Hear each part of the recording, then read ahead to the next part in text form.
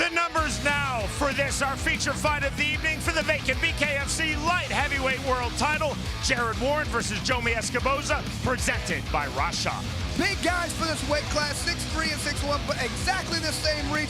Only thing I can think of, I mean, Warren has a little bit bigger fist. Maybe he can land a punch easier with that big surface area. I don't know. It's anybody's guess, Sean.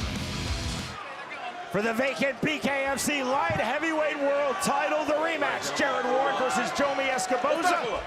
The bell, round number 1. Black trunks for Jared Warren as he lands the right hand off from scratch. Green and yellow trunks for Jomi ESCOBOZA. Warren on the left hand. ESCOBOZA now resetting center circle. Now movement for Jomi ESCOBOZA. Let's see if Warren's able to get into those body punches the way he wants to go. Straight left. Hand from Warren. On the roll under left hand again. Warren, big left hand. ESCOBOZA landed on the exit with the right hand. There's the right hand entry for Jared Warren. Haven't seen the jabs from ESCOBOZA like I thought. Right hand just off the mark. Left hand just off the mark. Now a left to the body. ESCOBOZA trying to turn and counter.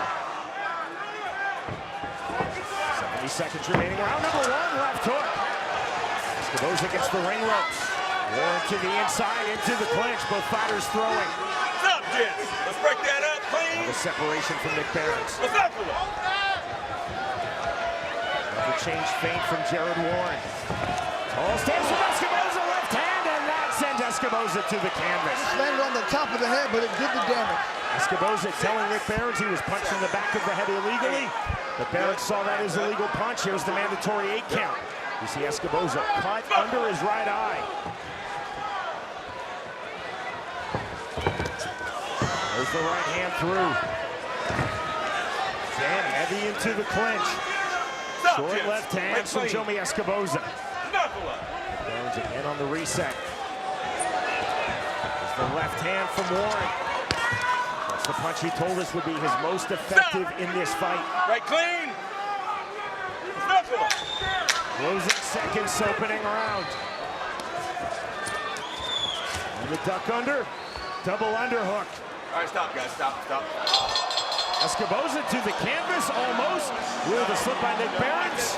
We move to round number 2. Lorenzo Hunt vacated his BKFC light heavyweight and cruiserweight titles to fight champion Mick Terrell for the heavyweight strap this past April in Knucklemania 4. That is the reason why this BKFC 185-pound title is currently vacant. Barring a draw, there will be a new champion. It will either be Jared Warren or Jomi ESCOBOZA into round number 2. I don't think there will be a draw, Sean. They said they're going to go 6 rounds if need be. The inside. See the clinch from Jomi ESCOBOZA. Warren now chest to chest, driving ESCOBOZA back with the underhook. 25 remaining round 2. Overhand left. Counter right hand from ESCOBOZA. And into the clinch, initiated by Warren. Driving pressure again on the shoulder dip from Jared Warren. Let's go, guys. The exhale from Warren has an abrasion now under his right eye. Entry right hand from ESCOBOZA. Stop for me. Separate. Not a lot of work being done in the clinch. Those guys are pushing, waiting for the break. Step in right hand again from ESCOBOZA. Starting to find that punch from southpaw. Stop for me, gentlemen. Stop. Shades of Kazushi Sakuraba implied the double punches, the left hand, right hand simultaneously. So disquiet now in this Hard Rock Live crowd. A lot of inside clinching, but just not a lot of work being done from that spot. To the body, left to the body from Jared Warren. Overhand right, that staggers, then the left hand sends Jomi ESCOBOZA to the canvas for the 2nd time in this fight. ESCOBOZA's legs are not there. He's got to be careful in this fight. If he starts trading punches, he very well could get knocked out. Are you ready to go? You sure? Warren needs to go for the knockout right now. The 10-second clock, looking to finish here. The final seconds of round number 2 is Jared Warren. Big right hand on the left hand. Left hand in the clinch. We move to round 3. ESCOBOZA was in big trouble at the end of that round. Legs were not there. He did a good job of holding on. Ooh, just a nasty right hand. That overhand right landed flush. Getting caught just fucking winging, bro. This is nothing we worked on. Huh? The overhand right landed, had Escoboza's legs wobbly, just a little short left on the damage. Put him down. We're going to have a medical timeout before the start of round number 3. Come on. Dr. Don Mutsi, the Chief Medical Officer of BKFC, is on the apron. Both fighters up to scratch. Referee Nick Behrens is now going to call time. Bad There cut. is time from Behrens. Bad cut. There's Dr. Mutsi in the assessment of Jomi ESCOBOZA. Escoboza. Look at his foot. His foot shot. You good? Medical clearance. Here comes round number 3 of this world title fight. All right, Jim. Back up. Back your foot up just a little bit. Recording a knockdown in round number 1, a knockdown in round number 2 of ESCOBOZA. Round number 3 underway. I don't care who you are. Once you send the guy over to the doctor, I guarantee Warren was hoping they stop this fight. Left hand from Jared Warren.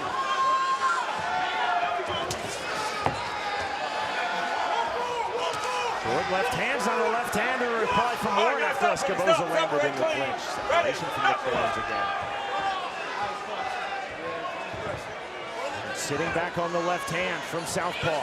ESCOBOZA in southpaw. ESCOBOZA now forward initiating that clinch Double chest unders to both chest. sides. Ready. And 20 remaining round 3. Huge overhand left. That rocks ESCOBOZA again. Warren can see the finish line, trying to reach it. Knockdown number 3. I mean, when Warren's landing, he's putting Escoboza's legs are not there anymore. I'd like to see if Warren tries to finish this fight right now. Right. Step this way. Look at the legs of Escoboza. 55 seconds remaining in the 3rd round. No recklessness from Jared Warren. Jab to the body on the underhook. Pressure on ESCOBOZA. 3 times he's pulled himself off of the canvas. Escoboza's doing a good job of tying up, getting his legs back underneath him. Warren needs to stay outside and just go punches. You see the smear of blood across the face of Jomi Stop ESCOBOZA. for me, stop for me, stop for me, gentlemen. These are 2 ultra elite fighters. And the right hand. Stop for me, guys. The Come on, guys. tenacity Come on. of Jared Box. Warren. Back to action. Knuckle up. The durability of Jomi ESCOBOZA. Both on full display. Almost a full tie plug snatch there by Jomi ESCOBOZA. On the overhook. Driving pressure on Jared Warren with his back against the ring ropes. The bell. We move to round 4.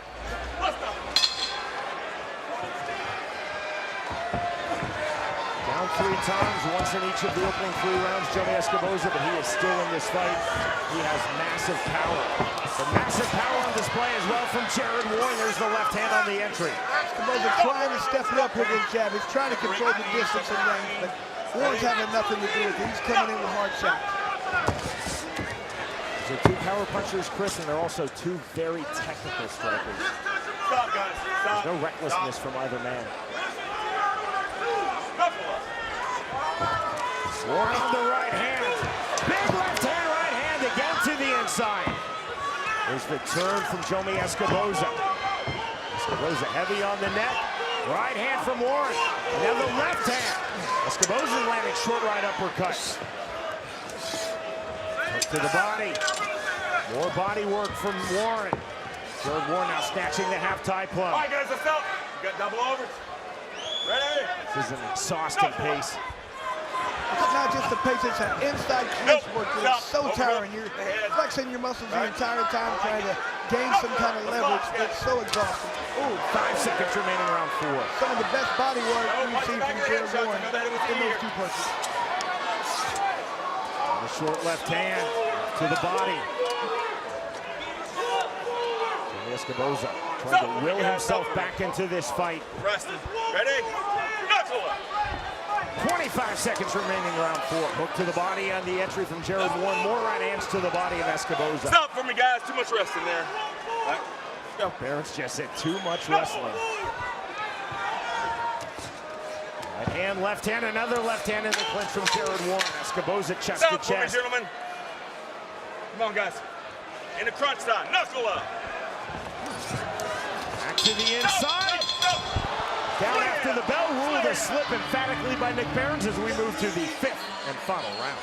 Emphatic announcement of the 5th and final round to this sold-out crowd here at Hard Rock Live by our colleague Brian Sosha. And there's a left hand to start round number 5 from Jared Warren. Warren has recorded 3 knockdowns of Jomi ESCOBOZA. Stop for me, this double under. One in round 1, one in round 2, one in round 3. Knuckle up. And the left hand. Heavy into the clinch, chest to chest. Stop for me, guys. In the circle, Knuckle up. Really good job locating the wrestling. There was a good right hand from Jomi ESCOBOZA. Behrens keeping this fight moving. Probably the best punch of the fight for ESCOBOZA, and Jared Warren walked through it. Right hand from ESCOBOZA. ESCOBOZA heavy on the neck with the half-tie plum. All right, guys, stop for me. Too much pitter patter. Ready? Knuckle. 55 seconds remaining in this fight. Underhook from Jared Warren, but he's driven against the ring ropes once more by Jomi ESCOBOZA. Full underhook from ESCOBOZA. That draws the separation from Behrens. Duck under on the entry from Warren. High plum now from Jared Warren. All right, guys, stop. Guillotine position from ESCOBOZA. Did so defensively to get the separation. Stretch drive of this world title fight. The first of 3 to conclude this stacked BKFC 62 card from South Florida. You can tell Jared Warren is more than happy to stay inside. Very safe. He's got 3 knockdowns. No way to lose this fight unless he gets knocked out. Final seconds. Big left hand from Warren. ESCOBOZA on the half-tie plum. And that is the end of this bout.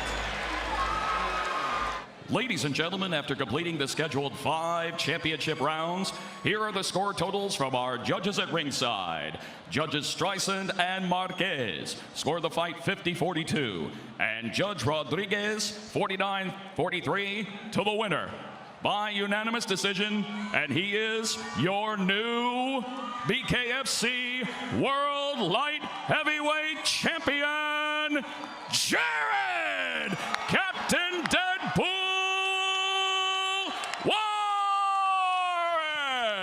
Warren!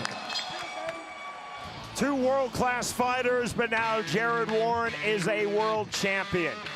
Jared Warren dropping Jomi ESCOBOZA in rounds 1, 2, and 3. The winner, by way of unanimous decision, a new BKFC light heavyweight world titleist, Jared Warren defeats Jomi ESCOBOZA.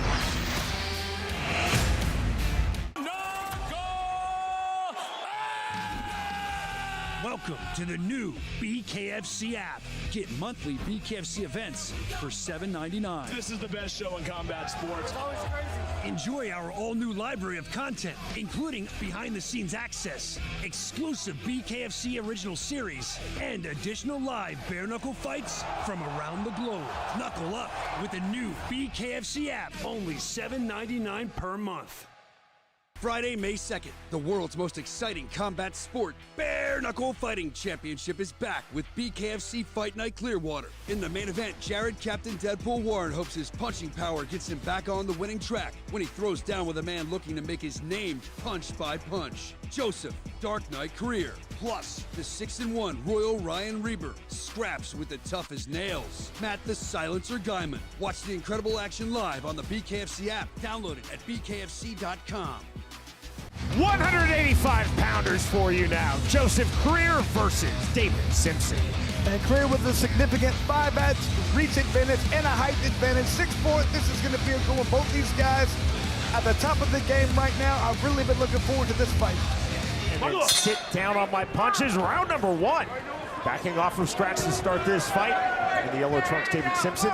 Black trunks, red trim for Joseph CREER. Long straight punches from CREER. This range right here is exactly what CREER wants. I think Simpson going to try and wait, sit back and wait for the right time to counter and catch his opponent coming in. And Simpson told us, I'm going to be patient and counter. You see the patience, excellent patience of David Simpson. Early stages of this light heavyweight fight, pivotal for both men. Long 1-2 from CREER, more of a rangefinder 1-2. There's the naked 2. There's the big right hand, another right hand from Simpson. CREER resetting. Simpson again trying to explode forward off of his back foot with the right hand. Almost a step-in jab from CREER. Listed at 6'4" to Simpson's 5'11". Deep wide stance for Simpson, and that's an explosive stance, Chris. And that's where CREER does his best work, coming in with that long, straight left hand to the body. That was a hard long 2 from CREER.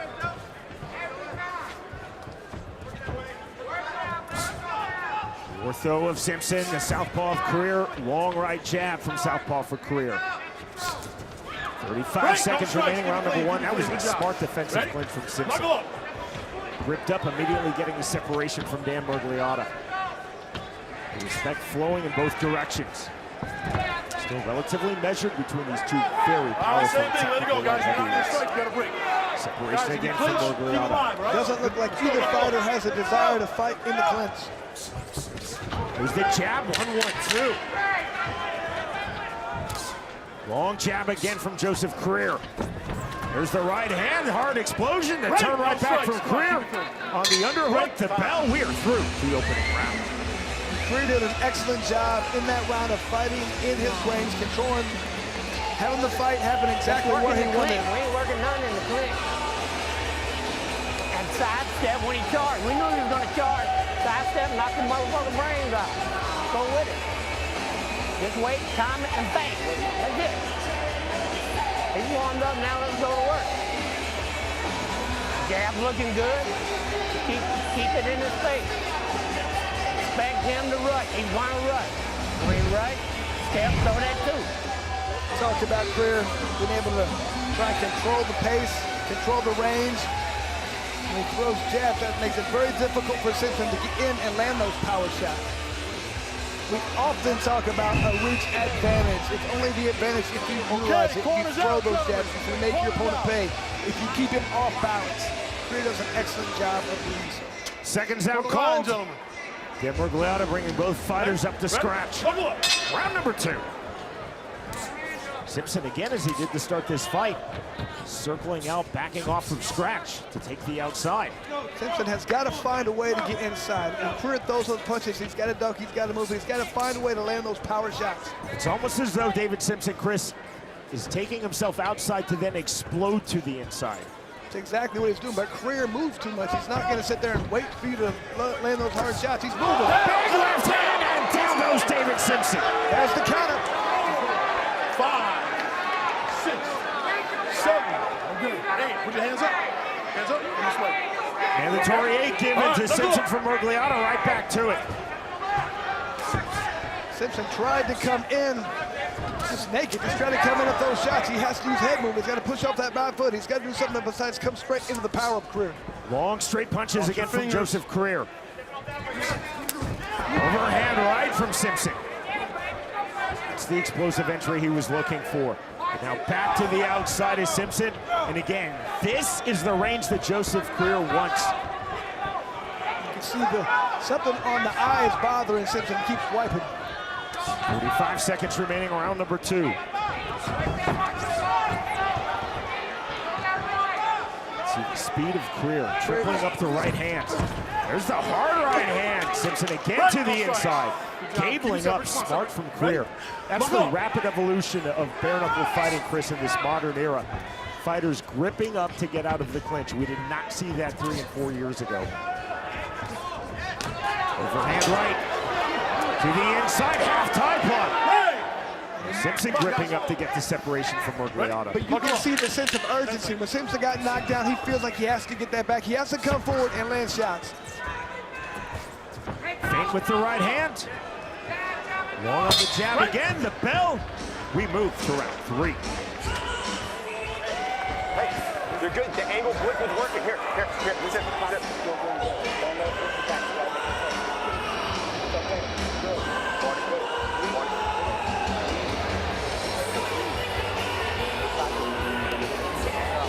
former BKFC 165-pound world champion Elvin Brito in the corner of David Simpson. Give him a feint. All these shots are false shots. He's just trying to keep you away. Give him a fake before you blitz him. Closes the range, throw. He's open. He's open. You got to believe. Step, hey, foot position, dude. Foot position. Foot position. Foot position. Foot position. Hey, you landed great in that foot position. Get him to the ropes. Hey, get him on the ropes. Hey. I like what the corner. Get him to the ropes. I like what the corner of Simpson is telling you. You have to feint. You have to do something before you just run straight in. You got to get him backing up. You can't just come forward. He will counter you. Round number 3, presumably 10-8 across the board. Round number 2 is CREER knocked down Simpson. That's a clean left hand for CREER. And left just off the mark.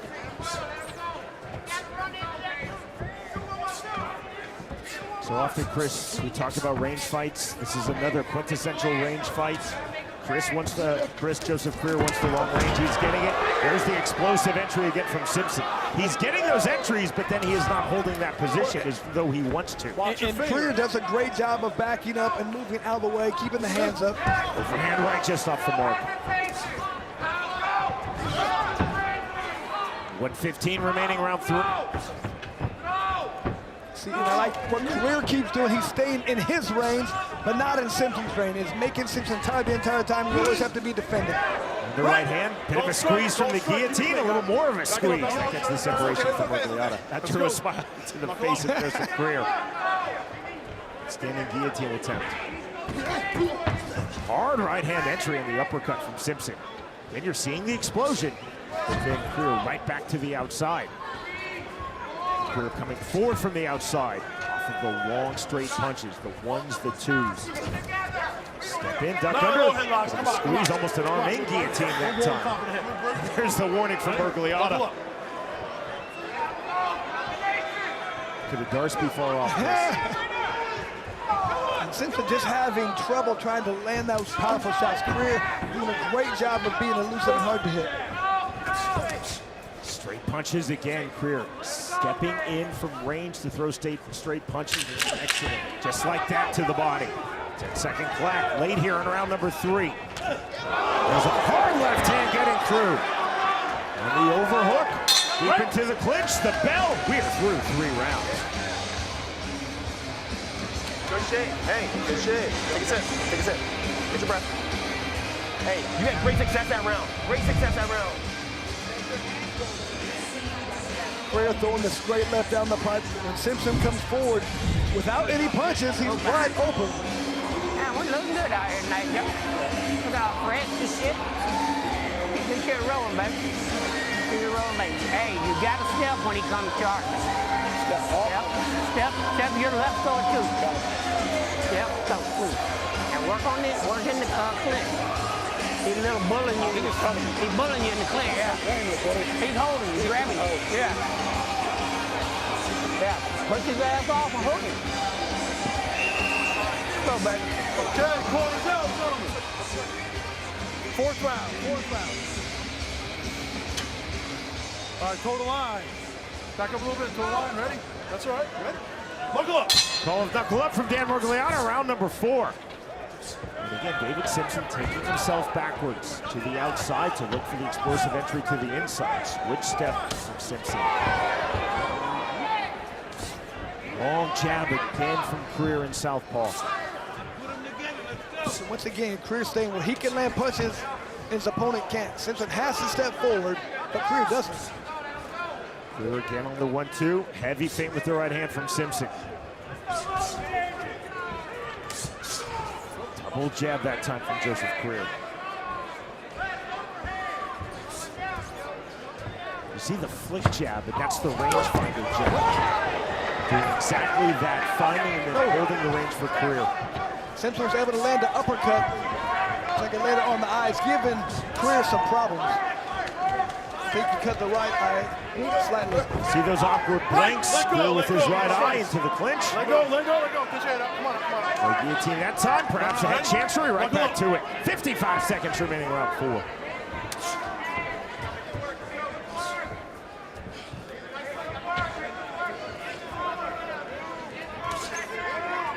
We're continuing to throw the jab. It's the two behind it. Jab again for CREER. CREER does a nice job of stepping outside that lead foot. You have orthodox versus southpaw. Whoever can get outside has the best chance of landing the power shot. Big left hand from CREER. Simpson now slightly cut under his right eye. More pressure again from CREER. Running into the pocket once more. Clinch, the inactive clinch, the separation from Murglianos.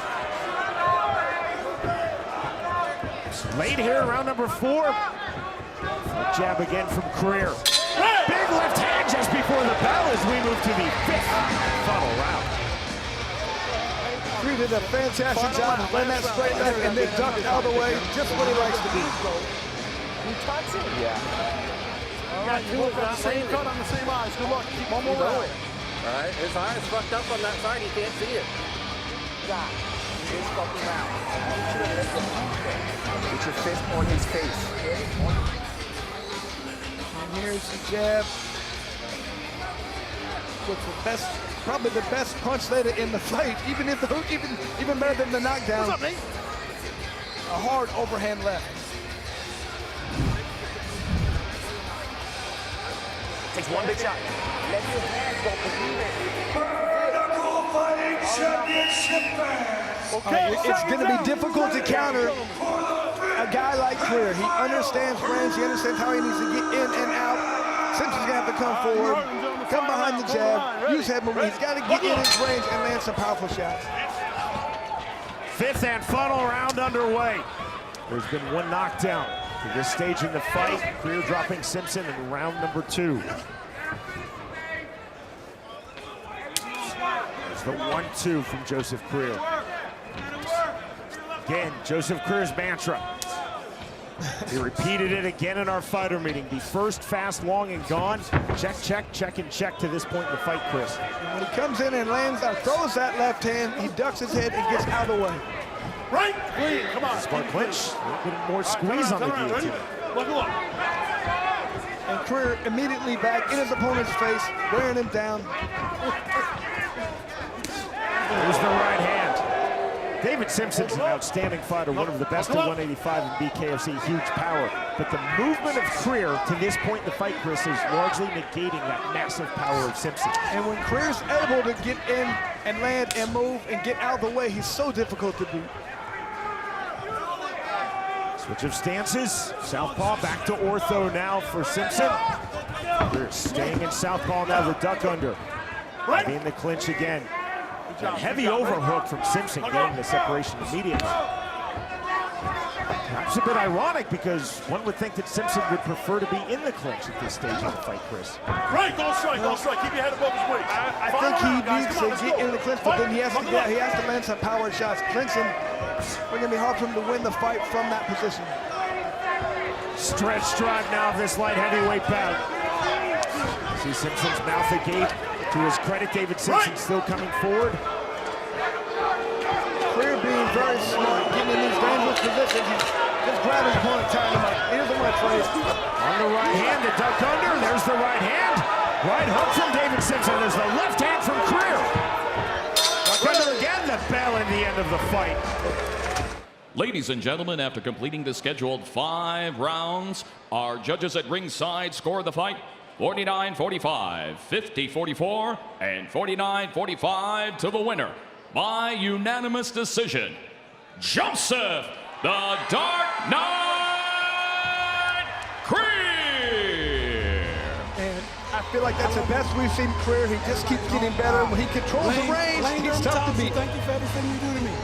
The 10-8 round from all 3 Georgia judges in round number 2. The lone knockdown in this fight, CREER dropping David Simpson. Simpson had his explosive entries. He had his power punches, but elegance in movement, beautiful range control, straight punches, multiple straight punches throughout. The winner, by way of unanimous decision, Joseph CREER defeats David Simpson.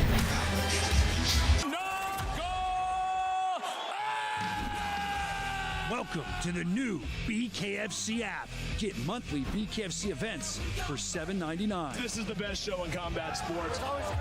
Enjoy our all-new library of content, including behind-the-scenes access, exclusive BKFC original series, and additional live bare-knuckle fights from around the globe. Knuckle up with the new BKFC app, only $7.99 per month. Friday, May 2nd, the world's most exciting combat sport, Bare Knuckle Fighting Championship is back with BKFC Fight Night Clearwater. In the main event, Jared Captain Deadpool Warren hopes his punching power gets him back on the winning track when he throws down with a man looking to make his name punch by punch. Joseph, Dark Knight CREER, plus the 6-1 Royal Ryan REBER scraps with the tough as nails. Matt the Silencer GYMON. Watch the incredible action live on the BKFC app. Download it at bkfc.com.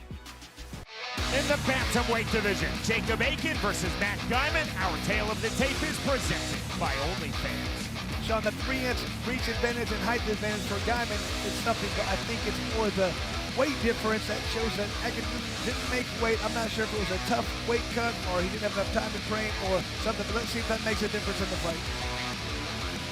Both men up to scratch, standing 3 feet apart. Round number 1. Black trunks for Jacob Aiken, fighting here in his home city, Kansas City, Kansas.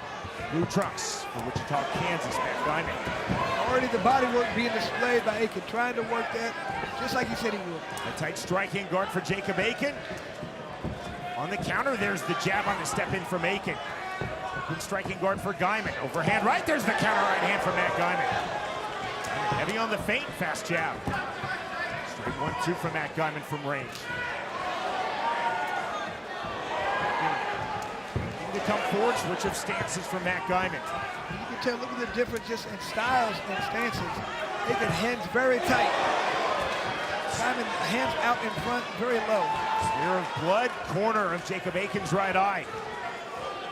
Hands low by design for Matt Guyman, trying to bait in Jacob Aiken, and you see that very high, tight, disciplined striking guard of Aiken.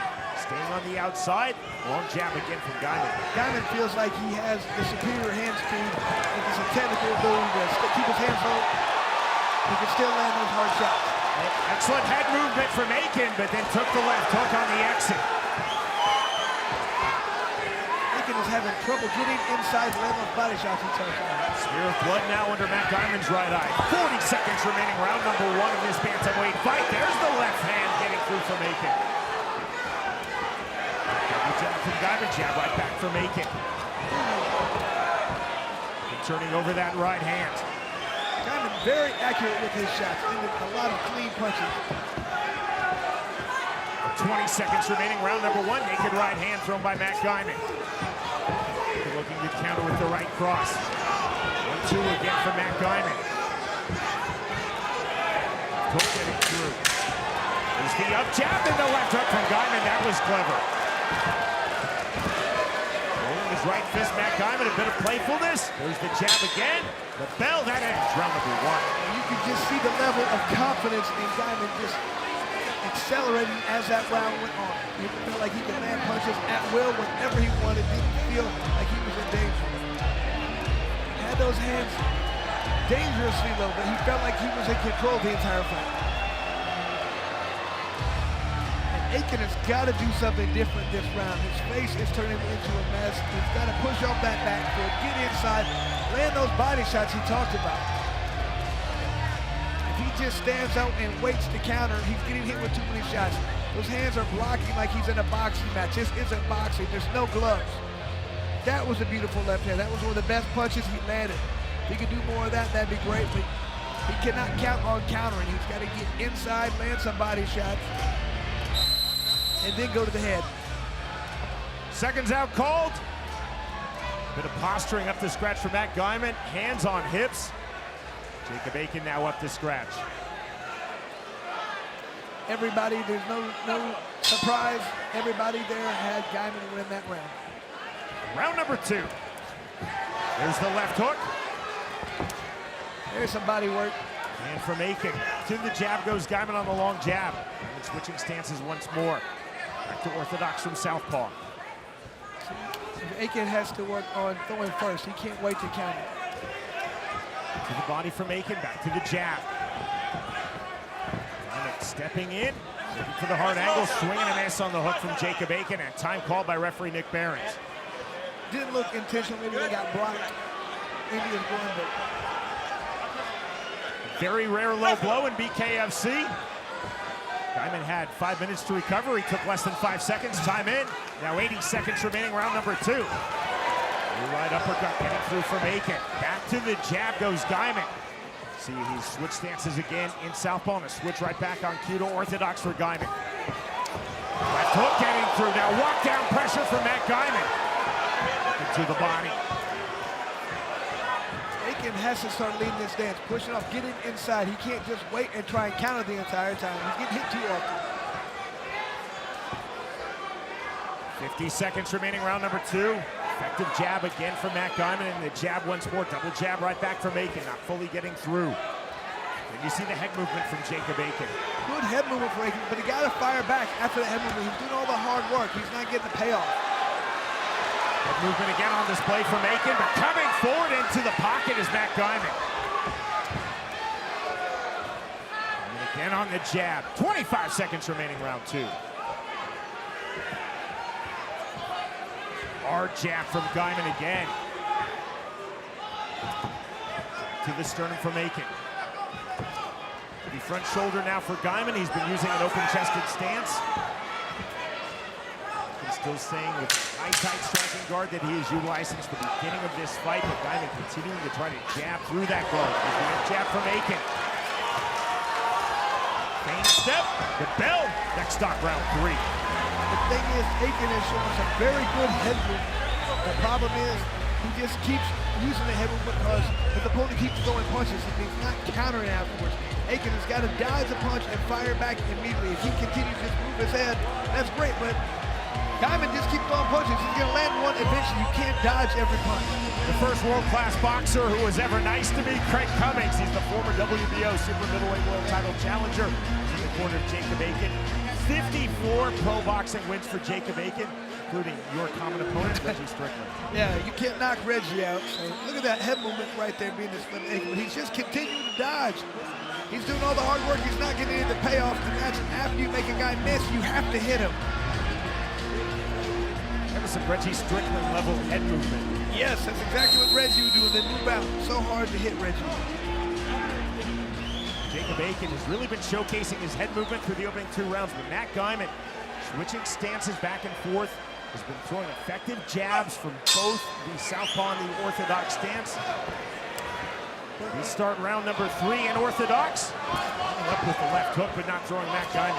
Guyman just leading the dance. He decides when the fight happens typically. That's why he's going to fight. 2 from Aiken. I like it when Aiken comes forward. Body work to start round number 3 from Jacob Aiken, and we saw from him in rounds 1 and 2. So there's a dodge, but he has to pull the trigger after immediately after. Double right hand not fully getting through. Jacob Aiken noticeably trying to turn up the temperature here in round number 3. Seconds remaining in the 3rd round. Back to the jab goes Matt Guyman. And the left hook from Aiken. The jab from Guyman.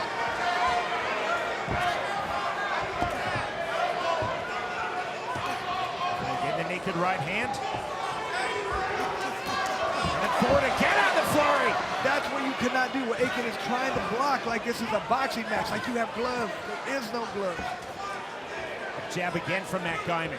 It takes a lot of time to untrain your brain. If you train for so long one style, that's what makes it difficult for a lot of people trying to come to professional. Such a fluidity in the switch of stances on display to this point of the fight, Chris, for Matt Guyman. He's effectively jabbing from both stances. But he's just out there not throwing hard, just trying to touch his opponent. 2 just off the mark from Aiken, but it took Guyman off his striking line. Guyman resets in the center circle with the left hook.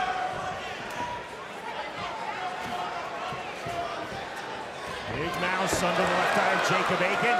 They're clinching this fight. There's the separation from Nick Behrens. Getting late here in round number 3. The fighter's firmly check left hook on cue. The jab from Aiken.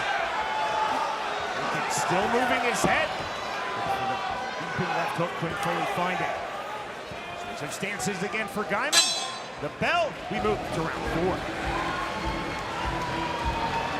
just very similar every round. It seems to me that Diamond is out leading the dance, throwing the punches he wants to, just touching. He's not trying to throw power shots, he's just trying to touch his opponent a lot. And he's doing a good job of it. He can continue to show fantastic head movement, but he's not landing power.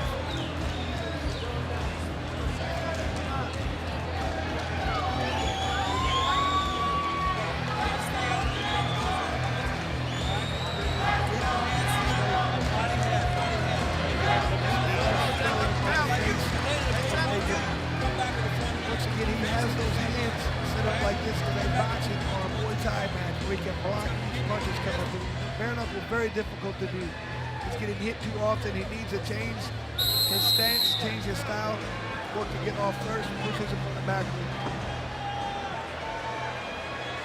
We have on all three judges GYMON winning either by 1 point or 2. That translates as we enter round number 4. Here's a medical timeout from referee Nick Behrens. 3-0, 2-1, 2-1. Significant slowing on that left side. We see that as do the fighters and reporters between the rounds. A medical stoppage. This fight is over, and victory in his BKFC debut for Matt GYMON. Ladies and gentlemen, on the advice of our ringside physician, our referee in charge, Nick Behrens, calls a stop to this fight at the conclusion of round number 3. For your winner by TKO, Matt the Silencer GYMON. Once again, GYMON looked fantastic with his ability to stay long, stay outside, control the range, and just punch effectively, land punches without taking too much damage. I really want to see this guy fight again. He's 2-0 now in the sport of bare knuckle.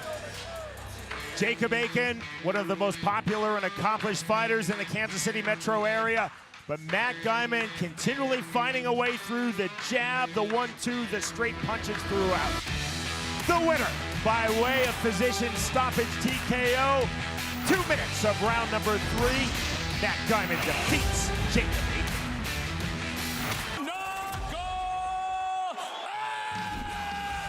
Welcome to the new BKFC app. Get monthly BKFC events for $7.99. This is the best show in combat sports.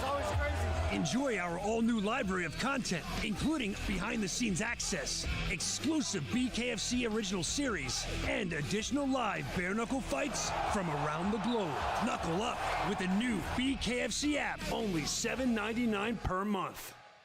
Friday, May 2nd, the world's most exciting combat sport, Bare Knuckle Fighting Championship is back with BKFC Fight Night Clearwater. In the main event, Jared Captain Deadpool Warren hopes his punching power gets him back on the winning track when he throws down with a man looking to make his name punch by punch. Joseph, Dark Knight CREER, plus the 6-1 Royal Ryan REBER scraps with the tough as nails. Matt the Silencer GYMON. Watch the incredible action live on the BKFC app. Download it at bkfc.com. To the bantamweight division we go. Our tale of the tape is presented by Mid 45 for Ryan REBER versus Derek Perez. And you can see here, Sean, extremely even for the tail of the tape. 1 inch height advantage, exactly the same reach advantage. These two almost identical on paper. All right, Ryan REBER said, I believe I'm much faster than Derek Perez. I'm going to slow him down with my power punches as I know that Perez will set a relentless pace. Round number 1. Forward off the scratch comes Derek Perez. He's in the black and silver trunks.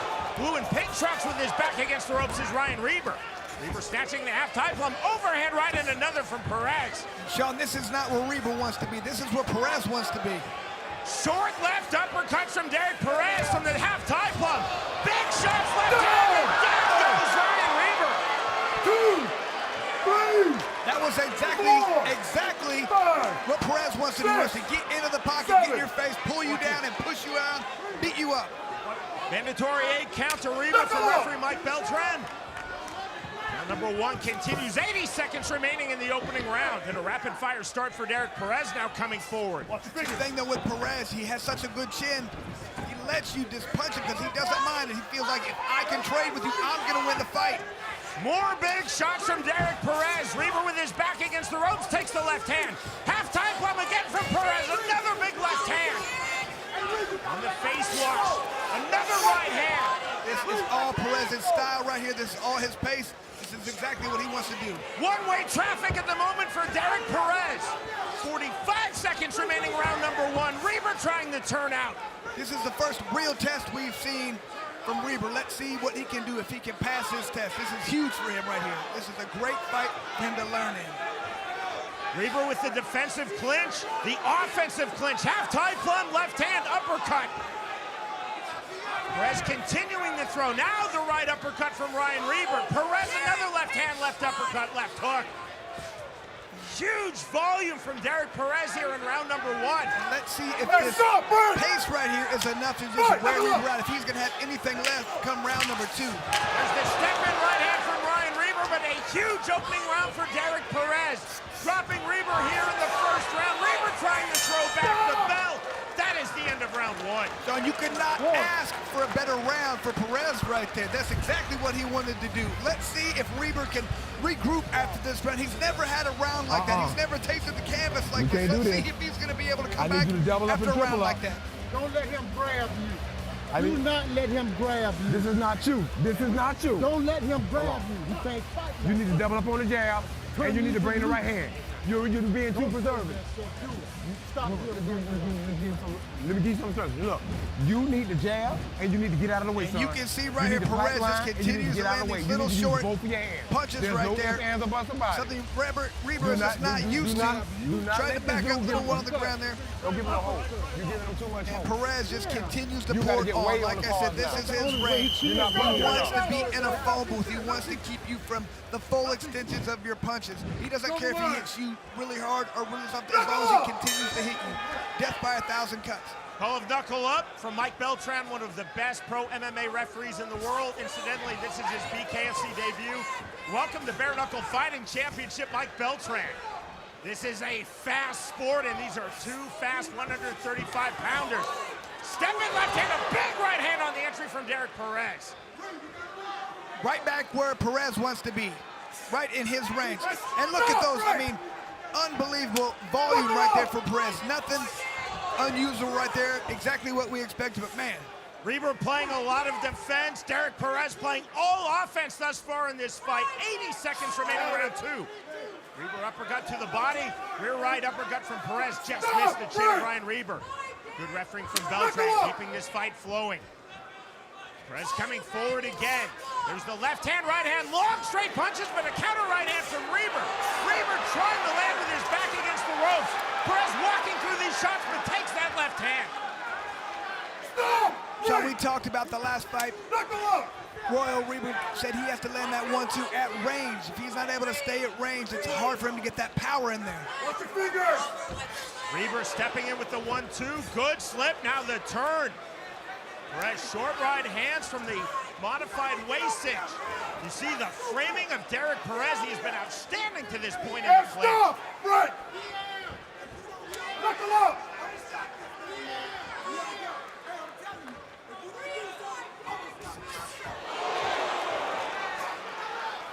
Driving pressure again from Derek Perez. Reber cut outside of his left brow. Separation again from Beltran. Final seconds, round number 2. Good step in right hand from Ryan Reber, trying to pull himself back into this fight. Reber throwing hard shots Reber right lands now. the right hand. We move to round 3. I mean, Reber throwing and landing some hard shots, but is it going to be enough? Is it the volume right now? So many more punches are being thrown and landed by Perez. Really wearing Reber down right now, but Reber does find time when he just stops, plants, and lands hard shots. That is Derek Perez's wife, Brittany Horton. She's also a BKFC fighter in his corner. And here's a great exchange, brother. You can just see the difference in power being thrown by Reber. However, doesn't seem to bother Perez, and just that volume. Just keep coming forward with consistent punches, not as hard punches. I need you to let your hands go. Stop this foolishness. I need you to double up, and I need the 4. He's open for it. We're keeping as close as we can as a whole. You got to throw this thing.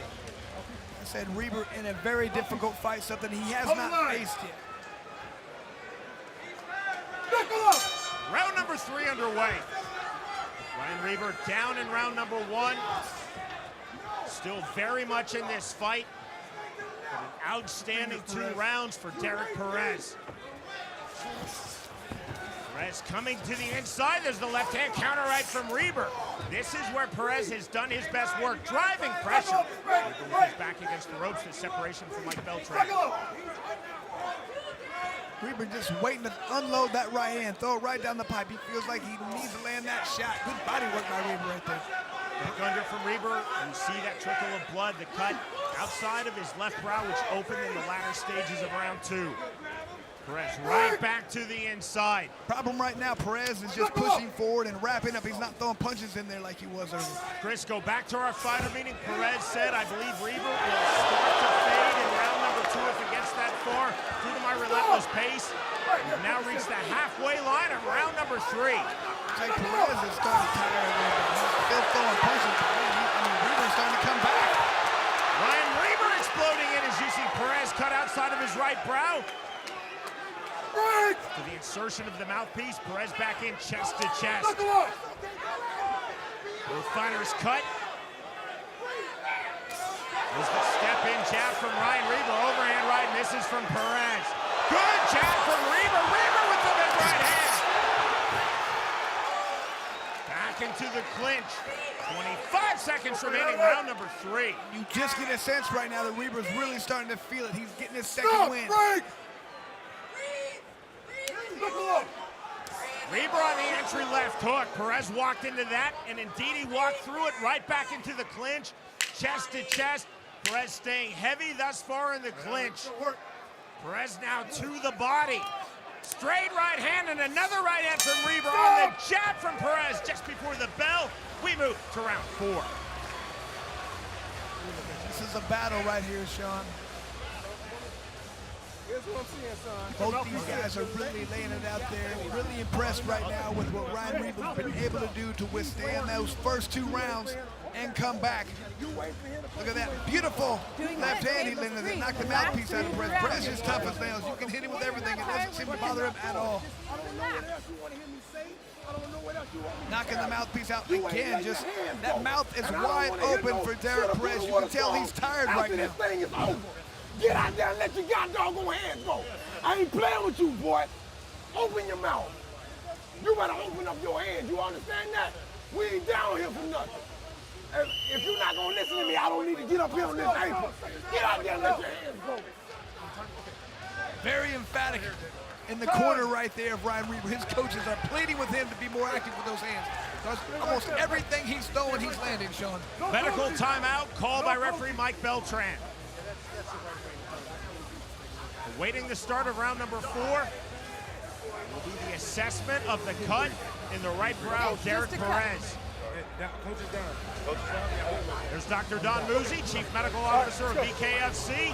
This fight will continue. Hey. Hold the line.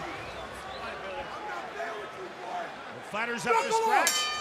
Round number 4. Staying on the outside, trying to find the range. Perez looking for the entry. This is with the overhand right from the southpaw stance. Perez is slowed down enough right there. Kind of a target. This was about to say he's a target right now for Reber. It was a big 1-2, especially on the 2 for Reber. Entry hook for Ryan Reber. You talk about when Reber can stand at the end of his punches. That's when he's dangerous. Reber on the left hook. Perez waves him forward. Waving him forward. You cannot take too many more of those shots. He's a bloody mess right now, Sean. Long jab from Ryan Reber. Reber's really starting to find his range.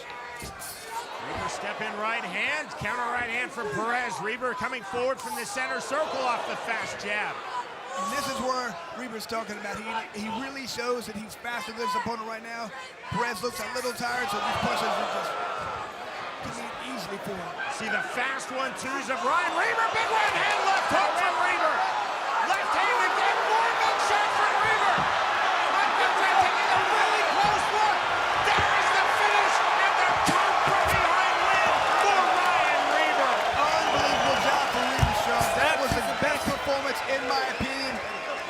Really proved a lot to me and probably to himself right there. It'd been easy so far. He walked through everybody at a tough time against Travis Thompson, but he's a tough guy to fight against any opponent right there. So that was just a great fight for Reber. See the other guy. Man. God damn. Look at Reber. You can tell his corner really got into that fight at the end of the fight right there. That last round, he really yelled at him. He really let it go. You have to let your hands go. He listened, and look what happened. Look at the results. Look at that beautiful 1-2. Every time he threw that 2 and it landed right at the end of his punch, it did damage.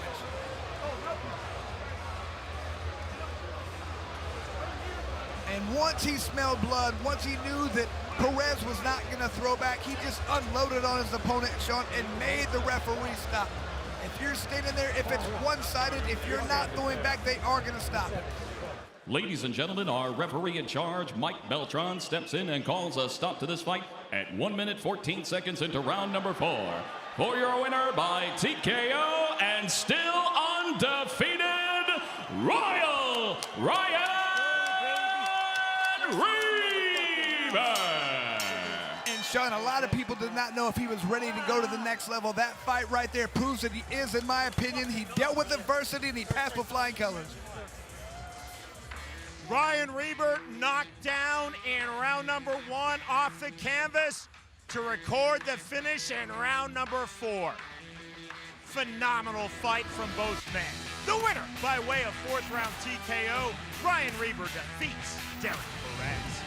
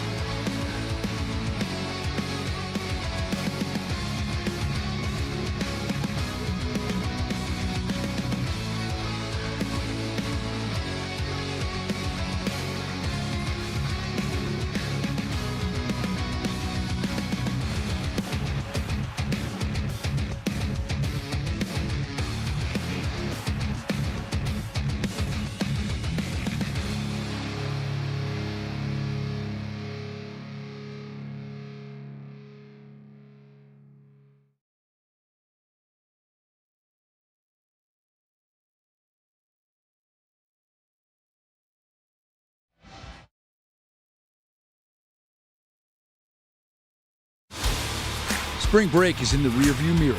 It's left the beaches quiet. But inside the OCC Roadhouse, it's fists, fury, and full-blown chaos.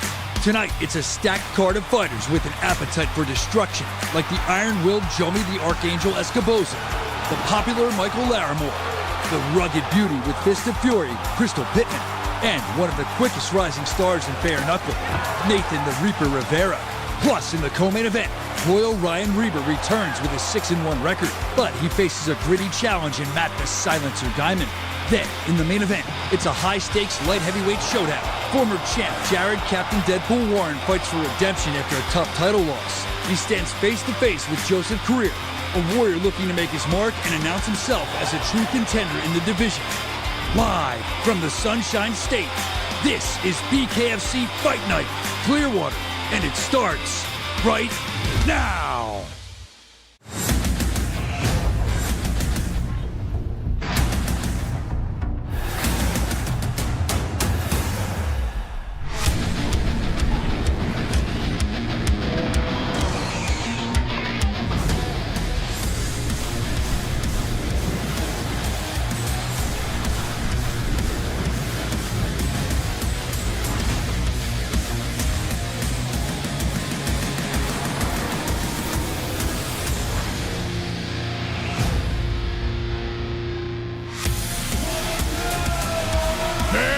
Fighting Championship is presented by Bucked Up Energy Drink. Welcome to Clearwater Beach, Florida. The temps are getting warmer, a city that sees hundreds and thousands of visitors every year, including the ones that rule the world. So, we are taking BKFC to Hog Heaven, the Orange County Choppers Roadhouse, for a big night of BKFC action. Every show starts with a preview. We have a couple of scraps here just to get you ready for everything coming live here on the BKFC app. In our co-main event, former bantamweight champion Royal Ryan REBER ready to forge a new path.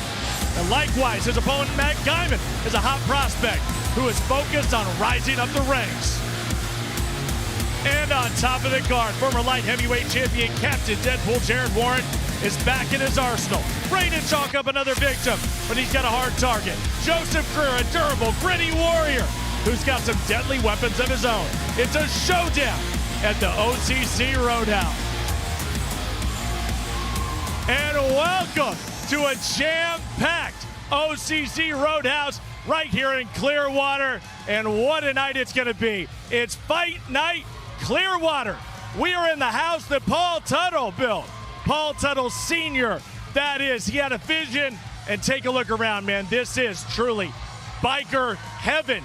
Not to mention, you got a museum next door, you got crazy events here, and is there anything crazier in the world, anything more exciting in the world than Bare Knuckle Fighting Championship? And then on top of that, you throw in that we got the smaller ring, the Ring of Fire, smaller ring, bigger brawls. It's all happening here in Clearwater. A perfect recipe for success. And guys, gotta tell you, it's been quite the road in the month of April for Bare Knuckle Fighting Championship. Let's take a look. We started off in Dubai, 2 nights in the Jewel of the Middle East. Britain Hart defending her title against Ty Emery. Austin Trout, a 6-round war with Carlos Trinidad Snake. Jessica Borger with the very first female knockout. And then Kai Stewart defending his title against Tommy Stratum. Then we went back to the Midwest. We go to Omaha, Nebraska, and we love a Midwest fight night. This isn't about Socha. This is about this crowd, a fully loaded crowd there in Omaha. James Get Down Brown with a nasty win. Bryce Henry reintroduces himself to the BKFC audience, and Marcus Edwards put himself in line for some big opportunities. Then we go to Italy, back over the pond, beautiful Florence, and it was beautiful outside and inside the arena. Hayes Heppy, brand new heavyweight on the block. How about the war with Rico Franco and Jimmy Sweeney? And then Chris Camozzi holds on to that title, a war with Andrea Beakey, and Chris Camozzi still on top. That's how you do it. That's how you do a month of April. But it all leads here to another crazy night. We love fight nights. They're so much fun. We move things along quickly. You got wild fights in that Ring of Fire. It's everything you could ask for bare knuckle action. And remember, this entire card is going to be available on the BKFC app. So stop what you're doing. Get the app right now so you can watch the entire show. We're in the free view. We got fighters ready to walk. Scan the QR code right now. Get on the QR code, get the app, and get the rest of this show. But let's go to Sean Willock and Chris Lytle. Gentlemen, two heavy hitters in the main event. It's going to explode here in the Roadhouse. Thank you very much, Cyrus. Chris, truly two of the best 185-pounders in all of BKFC in our main event. Jared Warren, the former BKFC light heavyweight world champion, versus Joseph CREER, who enters having won 3 of his last 4 BKFC bouts. Sean, I love this fight. CREER's been so good at using his head movement, staying in and out, staying long, getting in, doing whatever he wants with that movement. But, I mean, Warren, the reason he was a champ, he was able to learn how to get in, land that big left hand, knock people out. Nobody's been able to take that left hand. So whoever can get in there, use that game plan, is going to win this fight tonight. But these guys have really positioned themselves to get in there to win that title. Tonight's fight odds are presented by Kurgo, the official betting partner of BKFC. I like this, Sean. Look how close and even these odds are. That means there's a lot of money to be made, but they're very, very even. Geez, I'm going to look. I think Quentin Gaskins having experience at -164 against a newcomer. I like that bet. Blackout Coffee presents the unified rules of bare knuckle fighting, administered this evening by the Florida Commission. There is no 3 knockdown rule. All kicks, knees, and elbows are illegal, as are all takedowns and submissions. We open tonight with a bout in the flyweight division. Chachi Versace versus Anthony Yost. Our tale of the tape is presented by Bucked Up Energy Drink. And Chachi Versace does have a 2-inch height advantage. However, a 1-inch or half an inch reach disadvantage. I mean, this tail of the tape, very similar. Nobody has the advantage from the tail of the tape, Sean.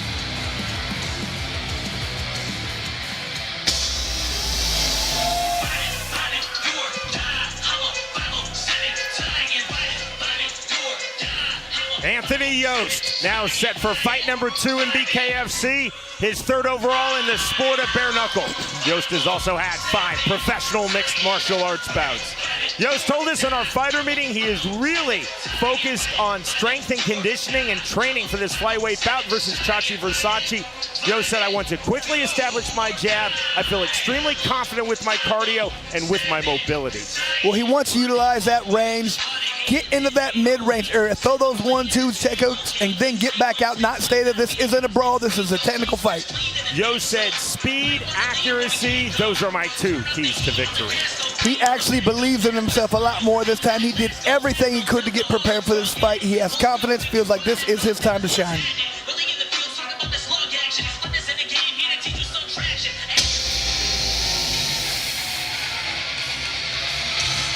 This is the BKFC and indeed professional combat sports debut for Chachi Versace. Versace has had 3 AMI bare knuckle bouts. What that sport is, and it's allowed in Florida and a few other states across the ABC in the United States, 3 90-second rounds, bare knuckle unified rules, but with 6 or 7 ounce MMA training gloves. Versace has had 3 of those, as well as 4s in AMI and MMA. He feels that amateur experience fits perfectly to this, his professional combat sports and BKFC debut. Well, what he learned from those fights, he wants to throw punches from odd angles, be a little bit awkward. People are used to boxing. They're not used to this with those little gloves are one thing, but no gloves, totally different. He can get in there and land these hard shots. Versace, and again, he weighed in at 124.2 pounds. Told us in our fighter meeting he weighed as much as 287 pounds. He said, that was the last time I got on this scale as I was that heavy. I was probably over 300 pounds. I started training. He said, BKFC helped me turn my life completely around. I love it, Sean. Fighting saves lives. When you see that aspect of it, he wants to get in, land a lot of body shots, understands that's the key to victory when you come to bare knuckle. To get our evening started from here in Clearwater, Florida, we send it to the always outstanding Jeff Houston. Hello, hello, hello!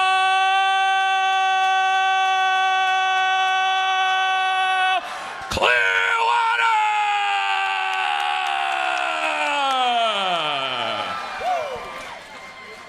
Welcome Welcome, ladies and gentlemen, to our favorite place to start a fight in Central West Florida, the OCC Roadhouse, as we present to you the biggest, the baddest, the most exciting combat sport on planet Earth today.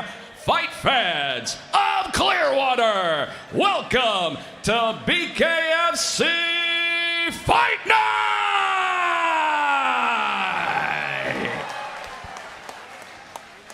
We are set for our opening fight of the night, scheduled for 5 2-minute rounds in the flyweight division.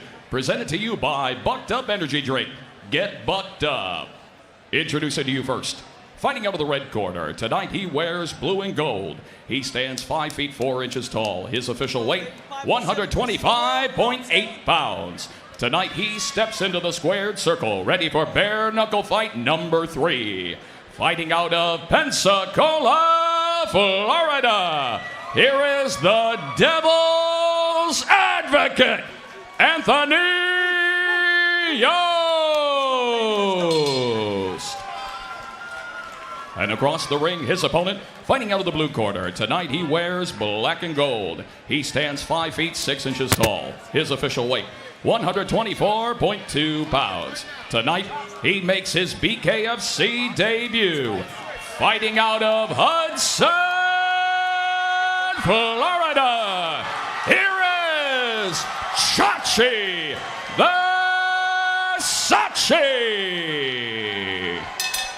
And our referee in charge of the action, Chris Young. Chachi VERSACE told us, I have to be smart and I will be continually creative with my strikes throughout. Two very fast 125-pounders. Chris Young calling both fighters up to scratch. The bell, round number 1. Immediately to the jab in the black trunks goes Chachi VERSACE.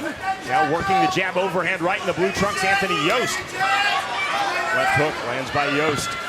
You can see Yost throwing very hard early, wants to make a statement. VERSACE looking for the overhand right to the body. That was clever. That's the creativity he talked about, but a good rear right hand lands from Yost. Jab to the body from VERSACE. Yost on his back foot. Left hook not there. Overhand right entry.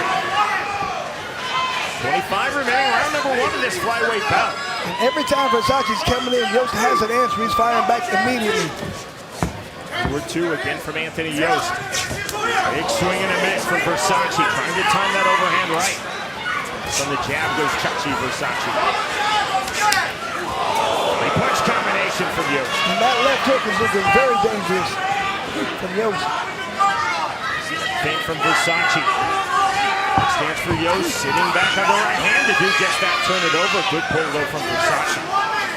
50 seconds remaining, round number 1. Left hook to the body from Yost. Acknowledged it set by VERSACE.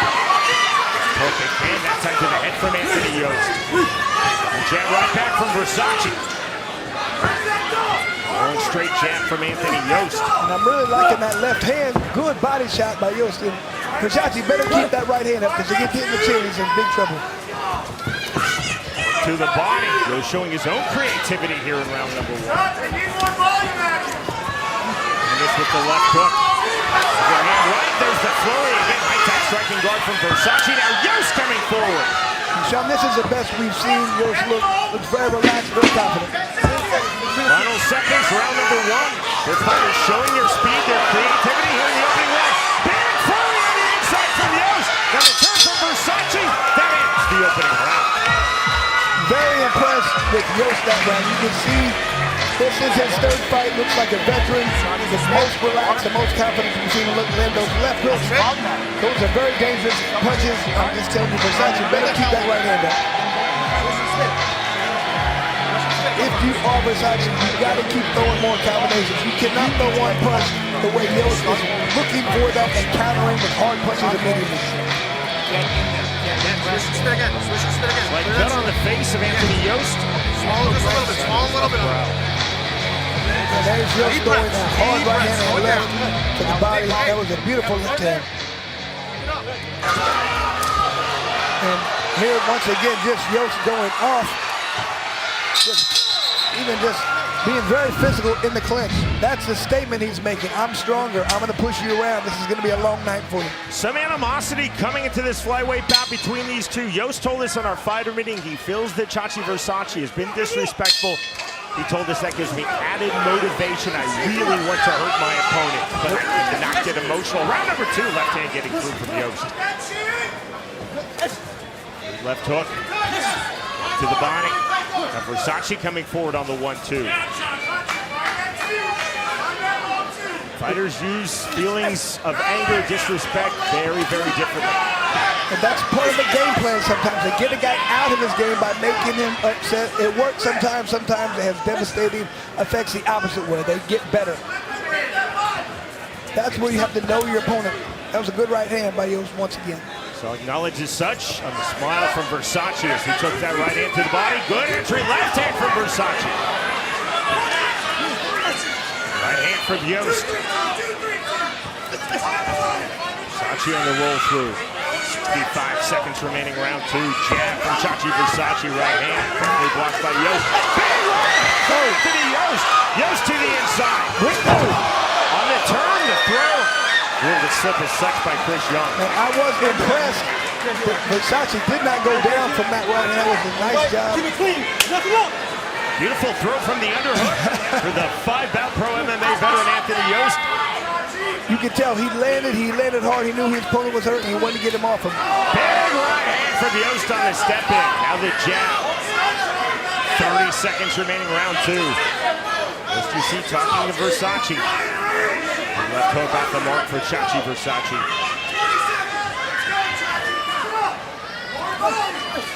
Free jab, overhand right. Misstep from Versace, circling out. Versace feigning with the rear right hand, throws it. Tough hitter from Yost. Left hook getting through from Versace. Overhand right, partially through from Yost. And the feint step. We're through 2 rounds. And once again, I was really impressed with Versace's ability to not get knocked down in that round. He ate some hard shots. You know how big of a difference a knockdown can make in a fight. This short terms on 5 rounds, you get knocked down once, that is a huge difference. You're with us live worldwide for our preview. It's the BKFC Fight Night Clearwater prelim. Scan the QR code on your screen or go online, BKFC.com, to watch our main card. Here's that right hand counter. Ooh, clear. I mean, just like I said, very impressed. But Versace not going down. And then he kept with the head movement. That showed he got clipped, but he didn't really get hurt badly.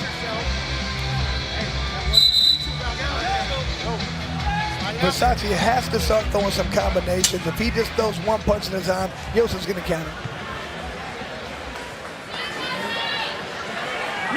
Call him knuckle up emphatically from referee Chris Young. To round number 3 we go. To the clip from Versace. Direct action from Yost. There's that right hand. Good jab entry from Versace. Clean right hand on the pull through from Yost. Right hand bender swings from Anthony Yost. Good blood on the bridge of Versace's nose. Right hand, left hand, right hand. More big shots now from Anthony Yost. Smart defensive clip from Versace. Exactly what he needed to do. He was right. Good job by Scalpel. The grab of the bicep by Yost gets the separation from Chris Young. And if I'm Yost, I'm coming after my opponent right now. You have him hurt. Try to make him quit. Pure focus and concentration on the face of Anthony Yost. Lands a big hand to the body. Those body shots are devastating. Overhand right. Good pull from Yost. Chest to chest. Ripping up Anthony Yost. Gets the separation from Chris Young. Right back to it. 55 seconds remaining, round 3. Big right hand to you. Huge right to the body now from Yost. And the underhook turn from Versace. And Yost needs to go right back to that body. It's doing so much damage. From the center circle. Going off the jab, Anthony Yost. Versace circling out. I think Versace's doing well. He's rolling under those punches, making it very difficult, even to throw an uppercut. Uppercut chest off the mark from Yost. I like the mindset, but try to throw that uppercut when his head's down. Jab from Versace. He's coming forward, stays very busy with his lead left hand from Ortho. Left hook getting through from Yost. Right hand just off the mark. Flip jab, step in, right hand again from Yost. That punch is there. And Yost has just been so accurate so far. Right hand, nearly an illegal back fist. Acknowledged by Yost, the apology. And we are through 3 rounds. Yost is having some problem and get poked in the eye again. Holding that left eye. He's in complete control of this fight so far. Once again, as Versace, if I'm in his corner, I'm telling him, you cannot continue to throw one punches, and it has to be multiple punches, combinations coming. Yost with a beautiful counter right hand. Like I said, every time Versace's throwing the punch, he's countering. This is very nice right hands, and then he works the body. But once again, Versace doing a great job, and every time he gets in trouble, he ties his opponent up. And just look, getting hit hard, what do you do? Tie up. That's smart fighting. It's not winning, but here's Yost understanding Versace's head movement, trying to throw the uppercut, trying to time it. Good idea, didn't work out this time.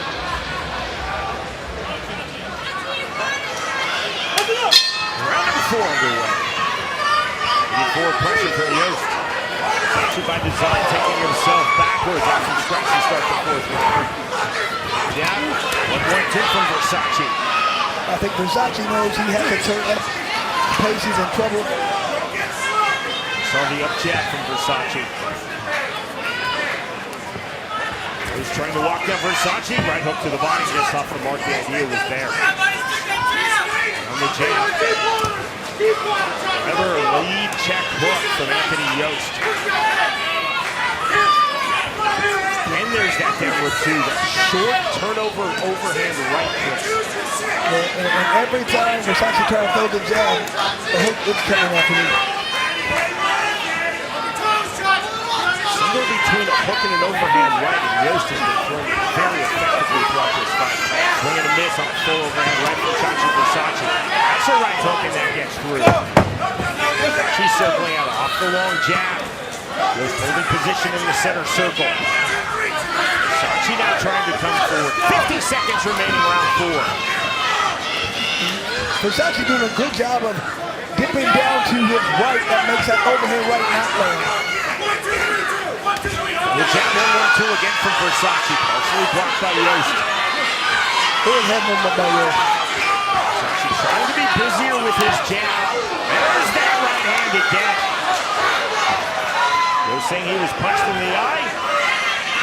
Favoring his right eye, but fight on from referee Chris Young. Swing and a miss from Versace. Versace feels his opportunity. He knows his opponent has a hurt.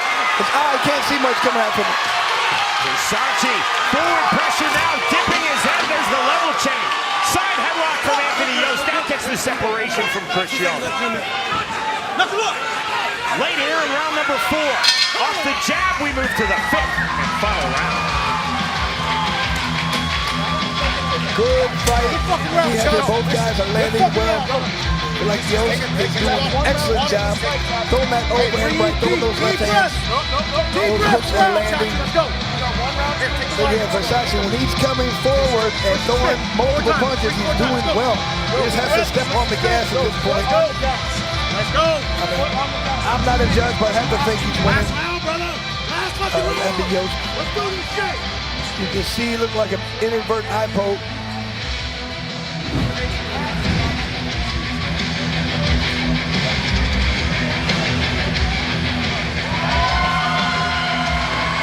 Knuckle Fighting Championship fans, are you ready for the 5th and final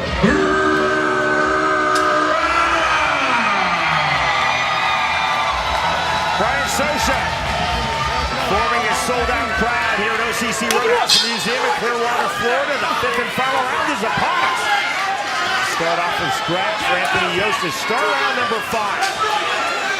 Now Versace coming forward off the hook jab. He's trying to use that creativeness he talked about with some uppercuts coming from odd angles. Yost is staying in very good position and ready to fire back at all times. There's that right hand again. More big overhand rights to the inside from Yost. Good job by Versace by blocking, coming in, trying to tie up his opponent. Yost has landed some pathetic shots, especially with that right hand to the head and body. Credit Yost and credit Versace. He has walked through some big punches again to both the head and the body. There's a left hand getting through on the left hook. Lead from Yost, rather from Versace coming forward now the right hand. Versace's just been so difficult to hit. He rolls underneath punches so well. Big jab from Chachi Versace. There's a big up jab from Anthony Yost. Yost staying active with his lead hand. The jab through from Versace. 50 seconds remaining in this flyweight fight.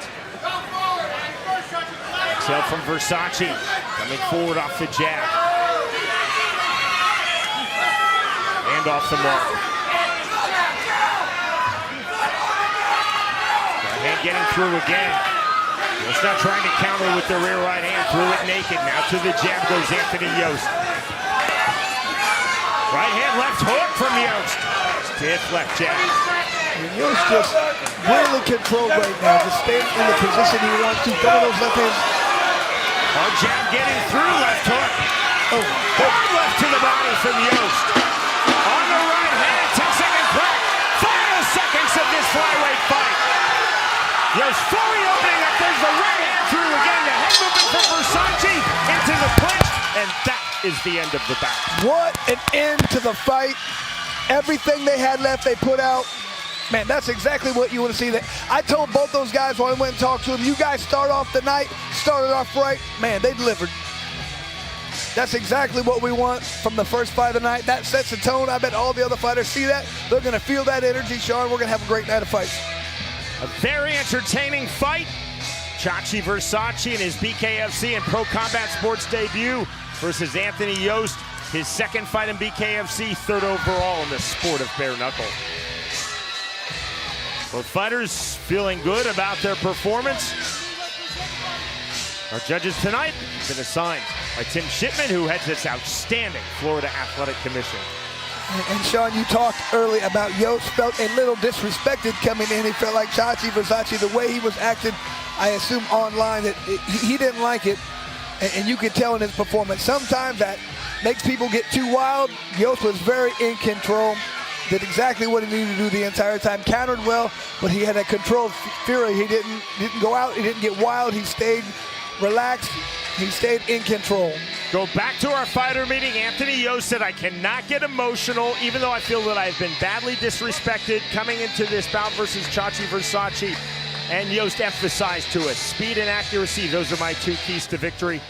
Chris, he had the speed, he had the accuracy, especially with that right hand. He threw it somewhere between a right hook and an overhand right, short and sharp, well-timed throughout. Well, and I felt like that left hook was extremely accurate. He landed that many times right to the chin. Against most people that would drop, but Versace just extremely tough. Our strike stats presented by Bucked Up Energy Drink. And a lot more thrown, a lot more landed by Yost. 41% to 36. I mean, that was just an amazing, amazing fight. Especially for the first one of the night. Like I said, I feel they set the tone. Let's see how the whole night plays out.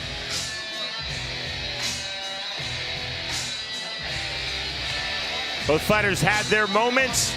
We send it to Jeff Houston. Ladies and gentlemen, our opening fight has completed the scheduled 5 rounds, and let's hear it one more time for these two warriors.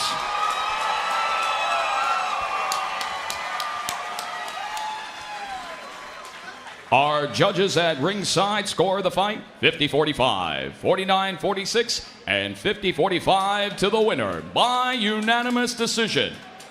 The Devil's Advocate, Anthony Yost.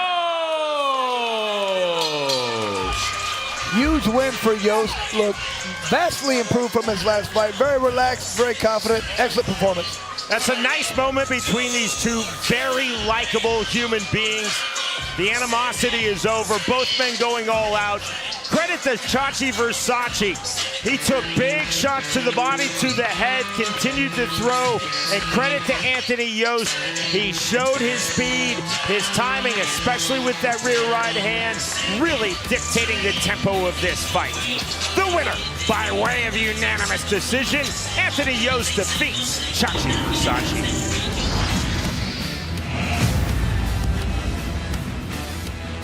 Saturday, May 10th, get ready for another night of pure action when the world's most exciting combat sport, Bare Knuckle Fighting Championship, returns. In the main event, two titans who love to throw down go to war when Mike the Marine Richmond and Josh D-Day Dyer knuckle up. In the co-main event, heavyweights collide as Ben Moa looks to stay on the winning track when he fights the dangerous Bobby Zombie Brents. Plus many more adrenaline-fueled bare knuckle fights. Watch it live only on DAZN. Sign up now at DAZN.com. Friday, June 6th, blood will be shed in the squared circle when Bare Knuckle Fighting Championship presents BKFC 75.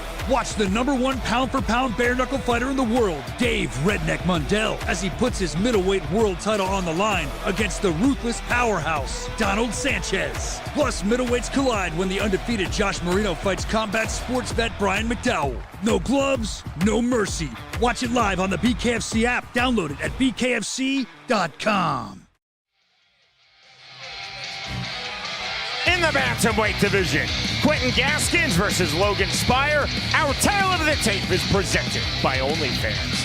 Another one very similar, 5'9" to 5'8", 1 inch reach difference, very similar. Nobody has the advantage from the tail of the tape, Joe.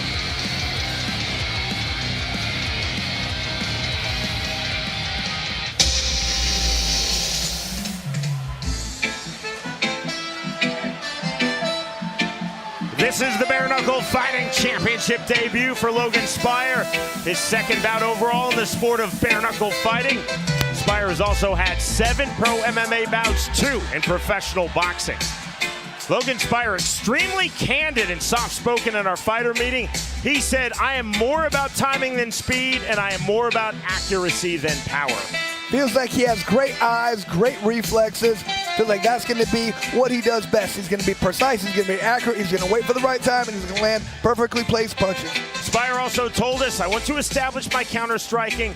High volume with my jab, hard straight right hands. For me, Spire said, I have to control the center of the ring. He wants to bait his opponent in, then counter him. I love what he said. He has a plan A, a plan B, and a plan C. He feels like his opponent only has a plan A.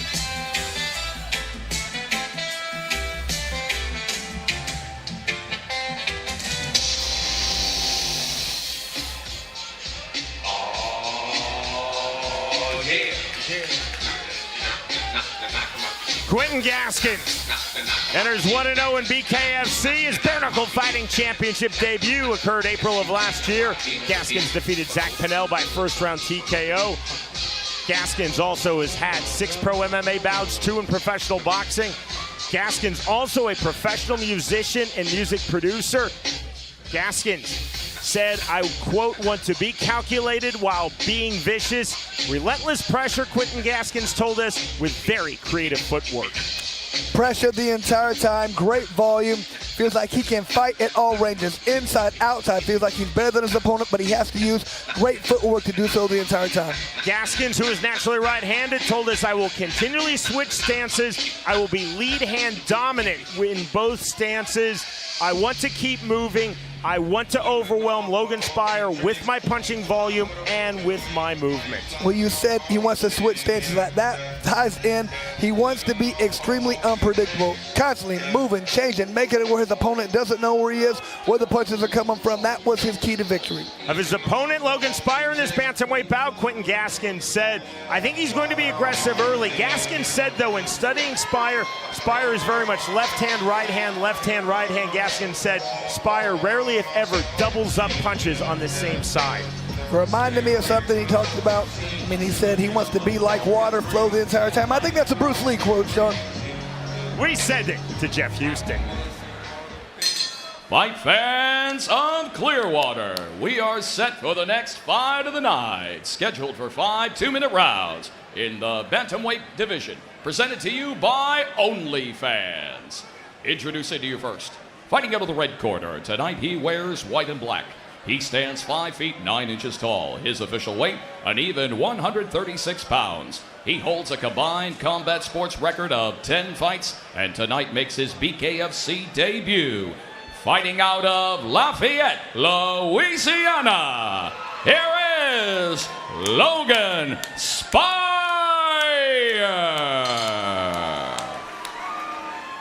And across the ring, his opponent, fighting out of the blue corner. Tonight, he wears black and gold. He stands 5 feet 8 inches tall. His official weight, 135.4 pounds. His BKFC record stands at 1-0. Fighting out of Elmira, New York, by way of St. Pete, Florida, here is Quentin QG Gaskins. And our referee in charge of the action, Andrew Glenn. Logan Spire told us, I believe my opponent, Quentin Gaskins, wants to make this a rugged fight on the inside. I have to stay out of his clinch. Round number 1. Black trunks for Quentin Gaskins, white trunks for Logan Spire. Jab to the body off the mark from Gaskins. There's the right hand missing from Spire. Step from Logan Spire. Spire coming forward. There's the movement laterally from Quentin Gaskins. You can tell Spire already, he's pushing the pace, he's pushing the action. Counter on the right hook from Gaskins. Now into the clinch. Fast jab from Logan Spire. Spire in on the feint. Feint right back from Quentin Gaskins. 80 seconds remaining. Round number 1. We are in the bantamweight division.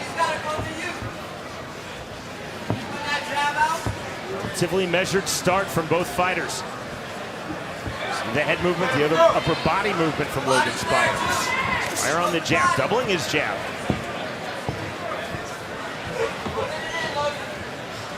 Gaskins sitting back, waiting the counter. Double jab again from Spire. Counter left hand and the right hand again from Spire. Very accurate punching from Spire. Keeping his head, looking for the answer is Quentin Gaskins. Every punch Spire is throwing is injured. Fast step in jab from Spire. Gaskins down to the inside. Gaskin has to change something about this fight. He might want to get inside, but slow down, but every punch is wrong. To the restart from Andrew Glenn. Right back to it. There's the right hand, right uppercut from Spire. The jab again from Logan Spire. Gaskins to the mid-range. Overhand right from Quentin Gaskins. 15 seconds remaining, round number 1. Light swelling under the left eye of Gaskins.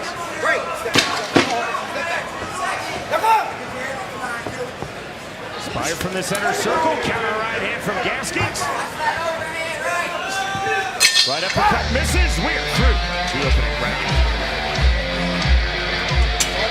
Florida is one of our home bases for Bare Knuckle Fighting Championship. Tonight we are in Clearwater, Florida at OCC Roadhouse and Museum. BKFC Fight Night Clearwater. Still to come tonight, you will see Ryan REBER. OnlyFans gives you this exclusive look at the arrival of Ryan REBER. A key bout for REBER, who enters 6-1 in our co-main event, set for the bantamweight division versus Matt GYMON. GYMON 1-0 in BKFC, 2-0 overall in the sport of bare knuckle. It is our co-main event, key in BKFC's stacked 135-pound division. You will see it live alongside this sold-out crowd here at OCC Roadhouse and Museum in Clearwater, Florida. What an excellent round for Spire. I mean, it looked like he had a magnet in his fist and they were right onto his opponent's face. Round number 2. Movement, there's the jab, right hand, good duck under, good speed. Spire showing very good head movement, upper body movement, early stages of this fight. Not only that, but accurate punching. On the jab, there's the lead hook from Quentin Gaskins. Gaskins claiming to Andrew Glenn he was poked in the eye. No timeout, right back to it. Sporting touch of hands. Took off the mark, right hand, swing and a miss on the step and left hook from Gaskins. Gaskins trying to roll through and under. Open-chested entry now from Quentin Gaskins. Spire looking very fast, very elusive to this stage in the fight. 1:10 remaining round number 2. On the combo, the flurry, the right hand, left hand, right back from Gaskins after Spire lands. Gaskins doing the right thing, trying to get inside. But man, Spire's hands are so accurate and so fast at this point. Right hand on the exit. Right to snatch the half tie from Quentin Gaskins. Big right hand as he bounced against the ropes. Logan Spire. It was almost the BKFC version of the Showtime kick to bounce off the ropes in the right hand. Right hand, right back. 40 seconds remaining, round 2. Gaskins on the combo right hand. And I like Gaskins trying to go to the body at that point. He has to do that. Slow his opponent down. That's what he's giving him. He's giving him the body. You have to take it. Double underhooks. Quick restart from Andrew Glenn. The small cut under his left eye as the mouse popped in round number 1. Right hand, there's the level change. Body head from Gaskins. Spire circling out. Spire now resetting, coming forward in the center circle. Fast jab from Logan Spire. Good pull from Gaskins, but Gaskins taking off his striking line. Now inside on the clubbing left hand. Jab to the body. We are through 2 rounds. That round much more even, I felt. Adjustments being made. Gaskins is doing a better job using that head movement, rolling under a lot of shots, working the body. Spire still very accurate with his punch. I can't do nothing for you. You got to press forward. You got to fight. You don't get it look like you can fight. You got to double up. You got to flip it off. You got to use both your hands, son. Yo, I need both your hands right. Come back on the third round. All right? Bang, bang, bang, bang. You don't kill. You can see the corner of Gaskins. They went him a lot of head movement and then getting in and throwing those punches. And I think that's great advice. Spire has great accuracy with his punching. Here we go with round number 3. Fighters coming forward out from scratch. And shuffle step as though one would throw a switch kick from Quentin Gaskins. Gaskins on the left hand. Left it, didn't fully turn it over. Spire walking through that. But I love the right to the body, the left hook. Beautiful combination. Step-in jab from Spire again. There's that fast overhand right. Throwing it naked as Logan Spire turning it over. 1, 2, 3, back to the jab for Spire. The good head movement by Gaskins, avoiding most of those shots. The right hand, duck under. Just the guillotine position, that gets the separation. Forward now, Quentin Gaskins. Good turnout from Logan Spire. Overhand right on the step-in, didn't fully land. Spire resetting, clubbing left hand. Hard left to the body from Gaskins. Spire coming forward, heavier front shoulder. 55 seconds remaining, round 3. Lean naked to the right hand, getting through that high tight striking guard of Gaskins. Well thrown in time by Spire. Spire on the left hand. I love it, that was a great move. Through the right hand, wait for the opening, through the left hand. Spire back to the jab. Gaskins staying on the outside, open chested. Into the entry. And the underhook, inactive clinch, immediate separation. Well done from Andrew Glenn. And the way Spire just stays in your face all the time, that really wears you out. You have time to rest. Good duck under, step through from Spire. Deeper swelling, a little more blood under the cut. Below Quentin Gaskins' left eye that opened in round number 1. Left to the body, snatching the half tie from Gaskins, but it's Spire throwing. Swing and a miss. Left hook from Gaskins, back into the clinch on the underhook to turn. The bell, next stop, round 4. And Spire just does not seem to be getting tired in any way. He's in the corner, bouncing around, pushing his opponent off. Seems like he's getting stronger as the fight is moving along.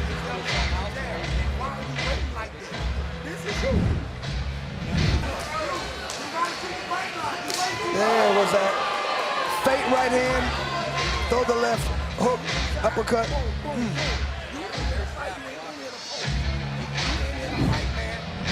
That is some creative striking. You don't see that very often. Just a pause, you feint the right, wait for the right time, see the left hand open, then you throw it. I know we hadn't seen Spire so far, Sean, but I've been very impressed with what he's done.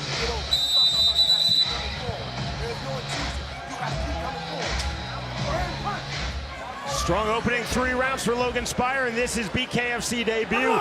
Quentin Gaskins entering this bantamweight fight, 1-0 in bare knuckle fighting championship. Gaskins starting with the jab. Jab again from Quentin Gaskins as we are in round number 4. Jab to the body from Spire. There's that creativity, Chris, you talked about in the naked right hand from Spire.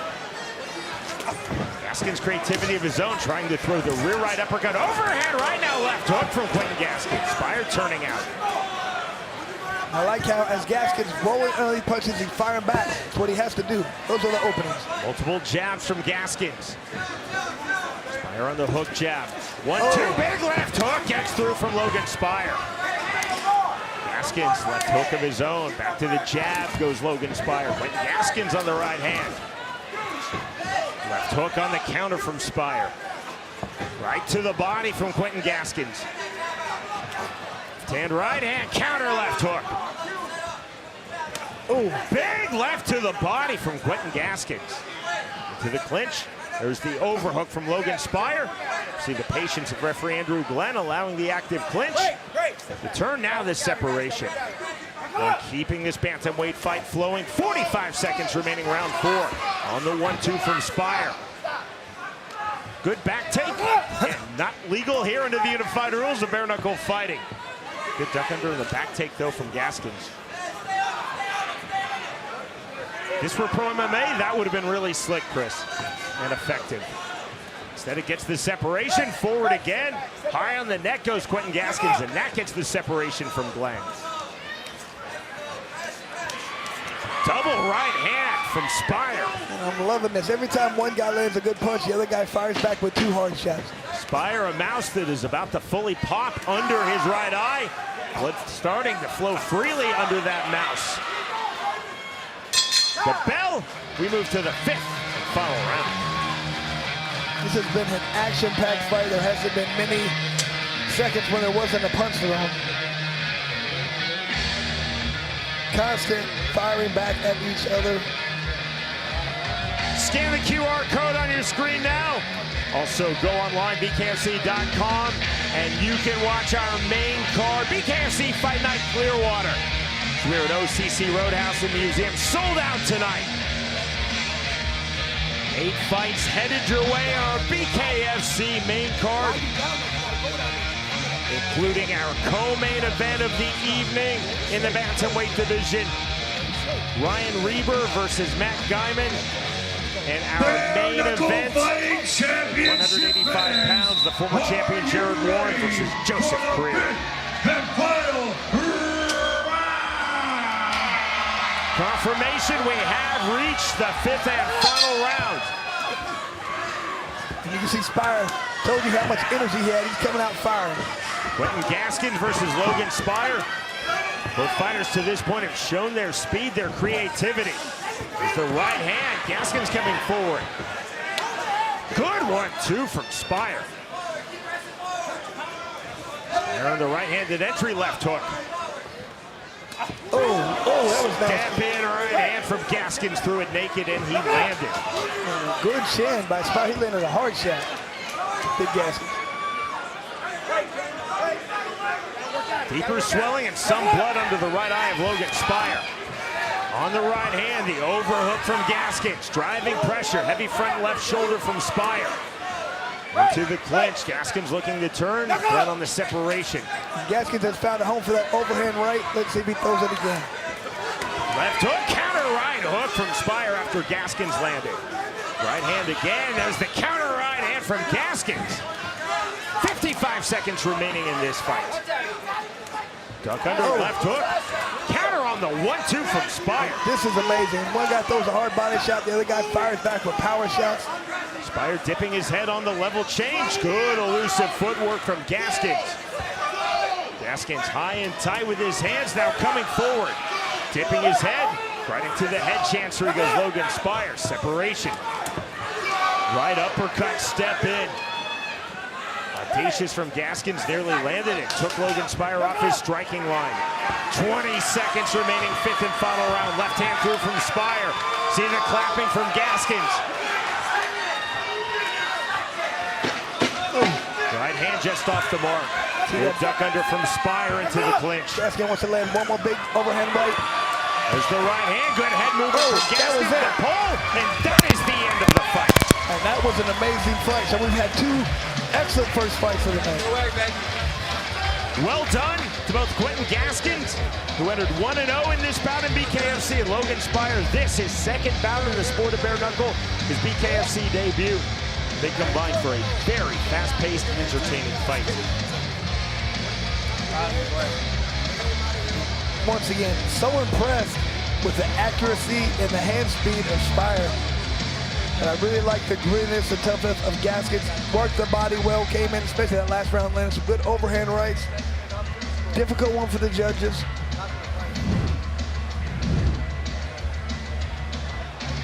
Just that lead right hand, landed clean. But look, beautiful punch, but his opponent took it. Yeah, it might be too late. We'll see. I'm not sure.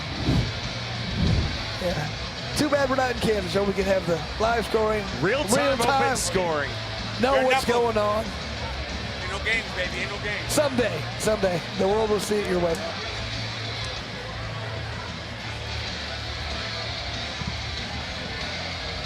Logan Spire seems to feel very good about his performance. We shall see. Again, our judges tonight, been assigned by the excellent Florida Commission. Pensive look on the face of Quentin Gaskins.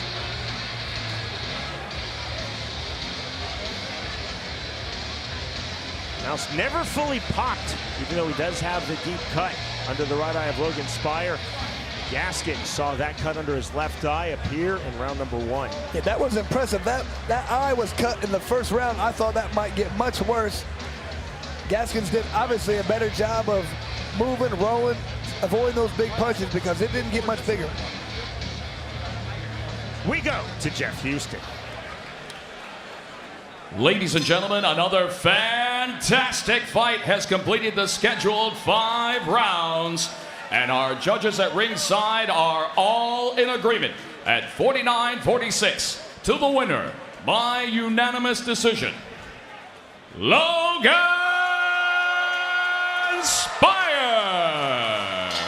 And what a phenomenal debut. So impressed with his accuracy, his speed. That was a great debut, Sean. Credit to Quentin Gaskins. He definitely showed pressure. He showed creativity in his punch selection, his footwork, and full credit. And this is BKFC debut to the victor, Logan Spire.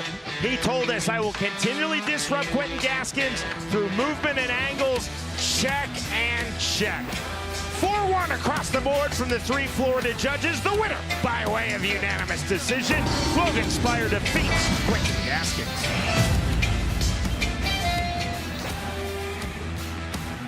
Saturday, May 10th, get ready for another night of pure action when the world's most exciting combat sport, Bare Knuckle Fighting Championship, returns. In the main event, 2 titans who love to throw down go to war when Mike the Marine Richmond and Josh D-Day Dyer knuckle up. In the co-main event, heavyweights collide as Ben Moa looks to stay on the winning track when he fights the dangerous Bobby Zombie Brents. Plus many more adrenaline-fueled bare knuckle fights. Watch it live only on DAZN. Sign up now at DAZN.com. All the way live from Satellite 5, pure chaos today. It's another crazy jam-packed show. You never know what you're going to get here. Going viral across the internet, I wanted to try it at least once. So when they slap that, it makes it extra red kind of thing? With all the different things we got going on, we're going all over the world. And I'll beat the out of him. I think it'd be 500. Fade the flag. We're here to break news, and I'll break necks if I have to.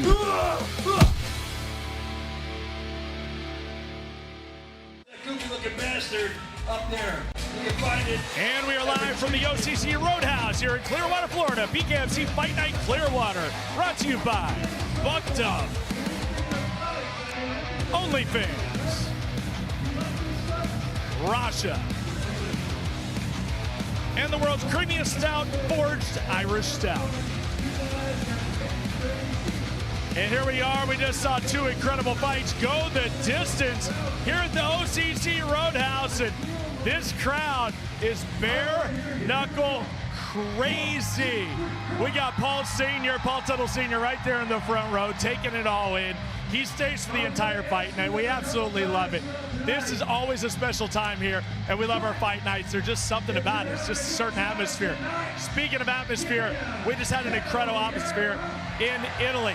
We were in Florence, Italy just last weekend, making history in one of the most incredible cities in the entire world. I mean, this place is amazing. All the architecture and the history and the art. And then we come with bare knuckle.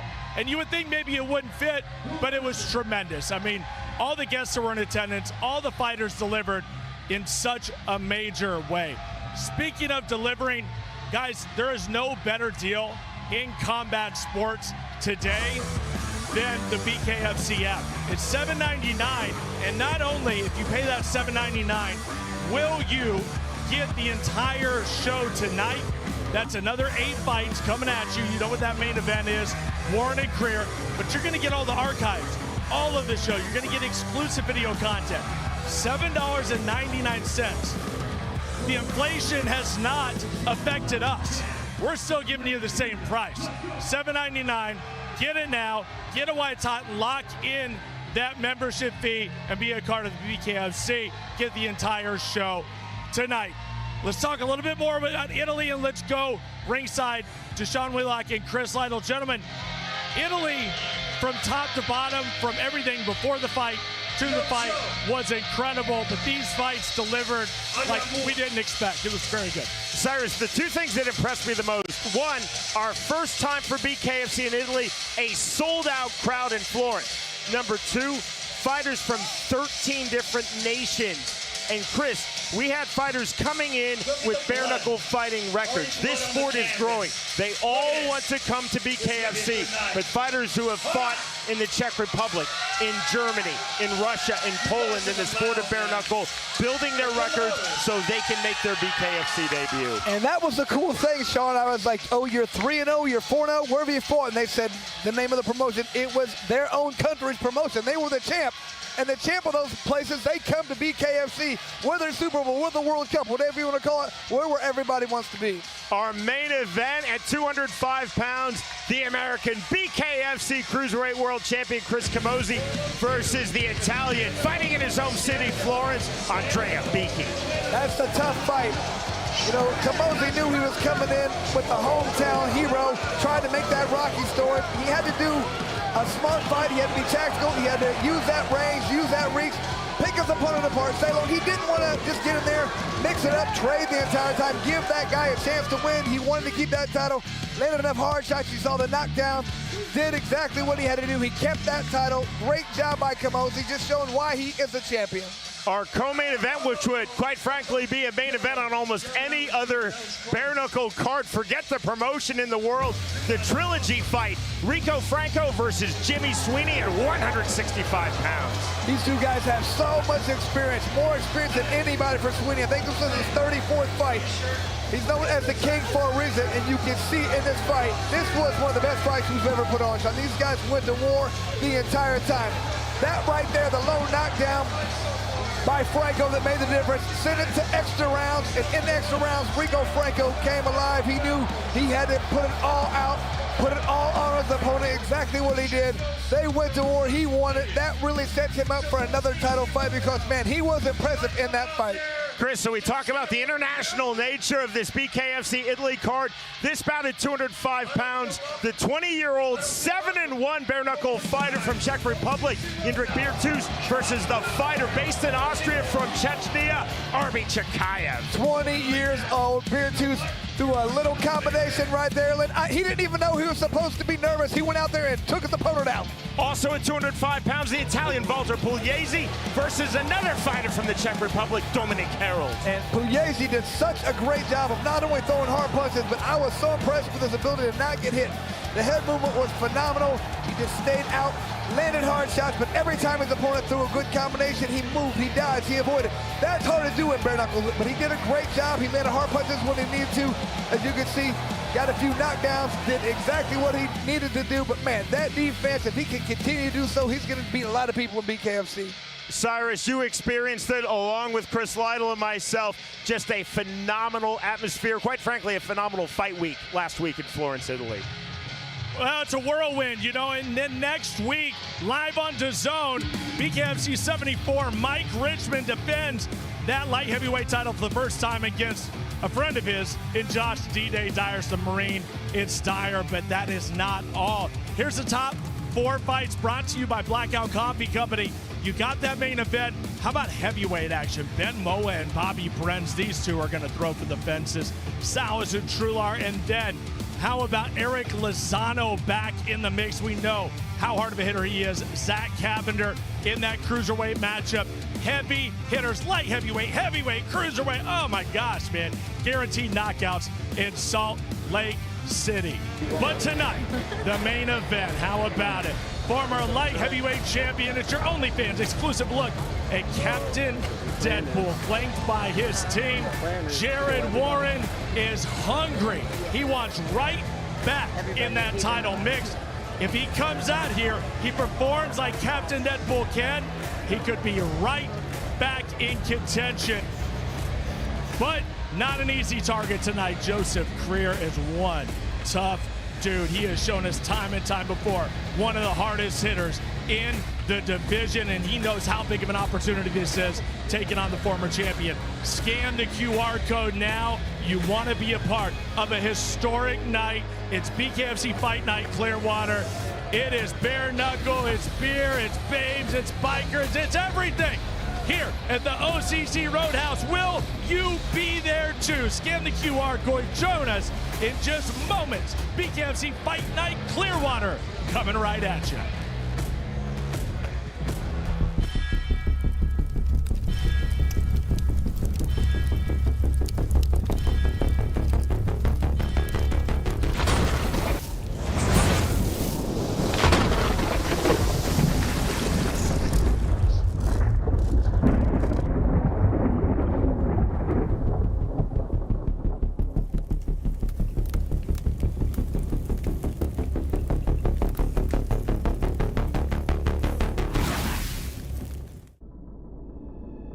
It's not just a fight. When you step into the ring, it's a test of will, strength, and guts.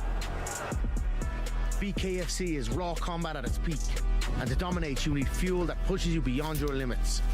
Booked Up delivers with the BKFC pre-workout and energy drink, packed with energy, focus, and strength. It's a bloody game changer.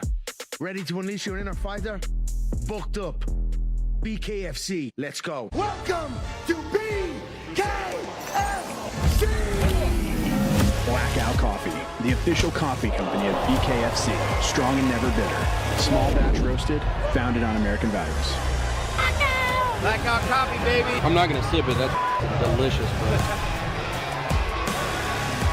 Drink Blackout Coffee. Visit www.blackoutcoffee.com to learn more.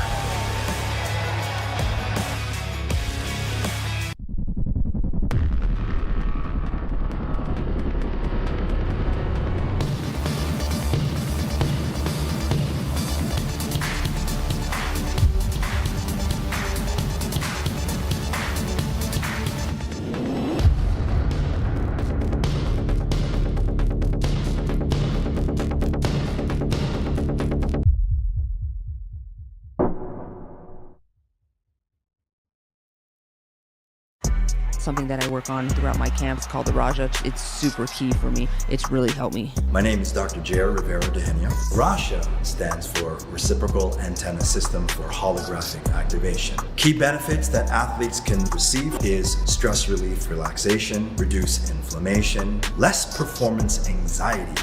If you're interested in upgrading your performance, come visit us at therasha.com or our Instagram. In the welterweight division, Rodney Hinton versus Ben Jacobson. Our tale of the tape is presented by Rasha. Interesting tale to take. Rodney Hinton does have a 2-win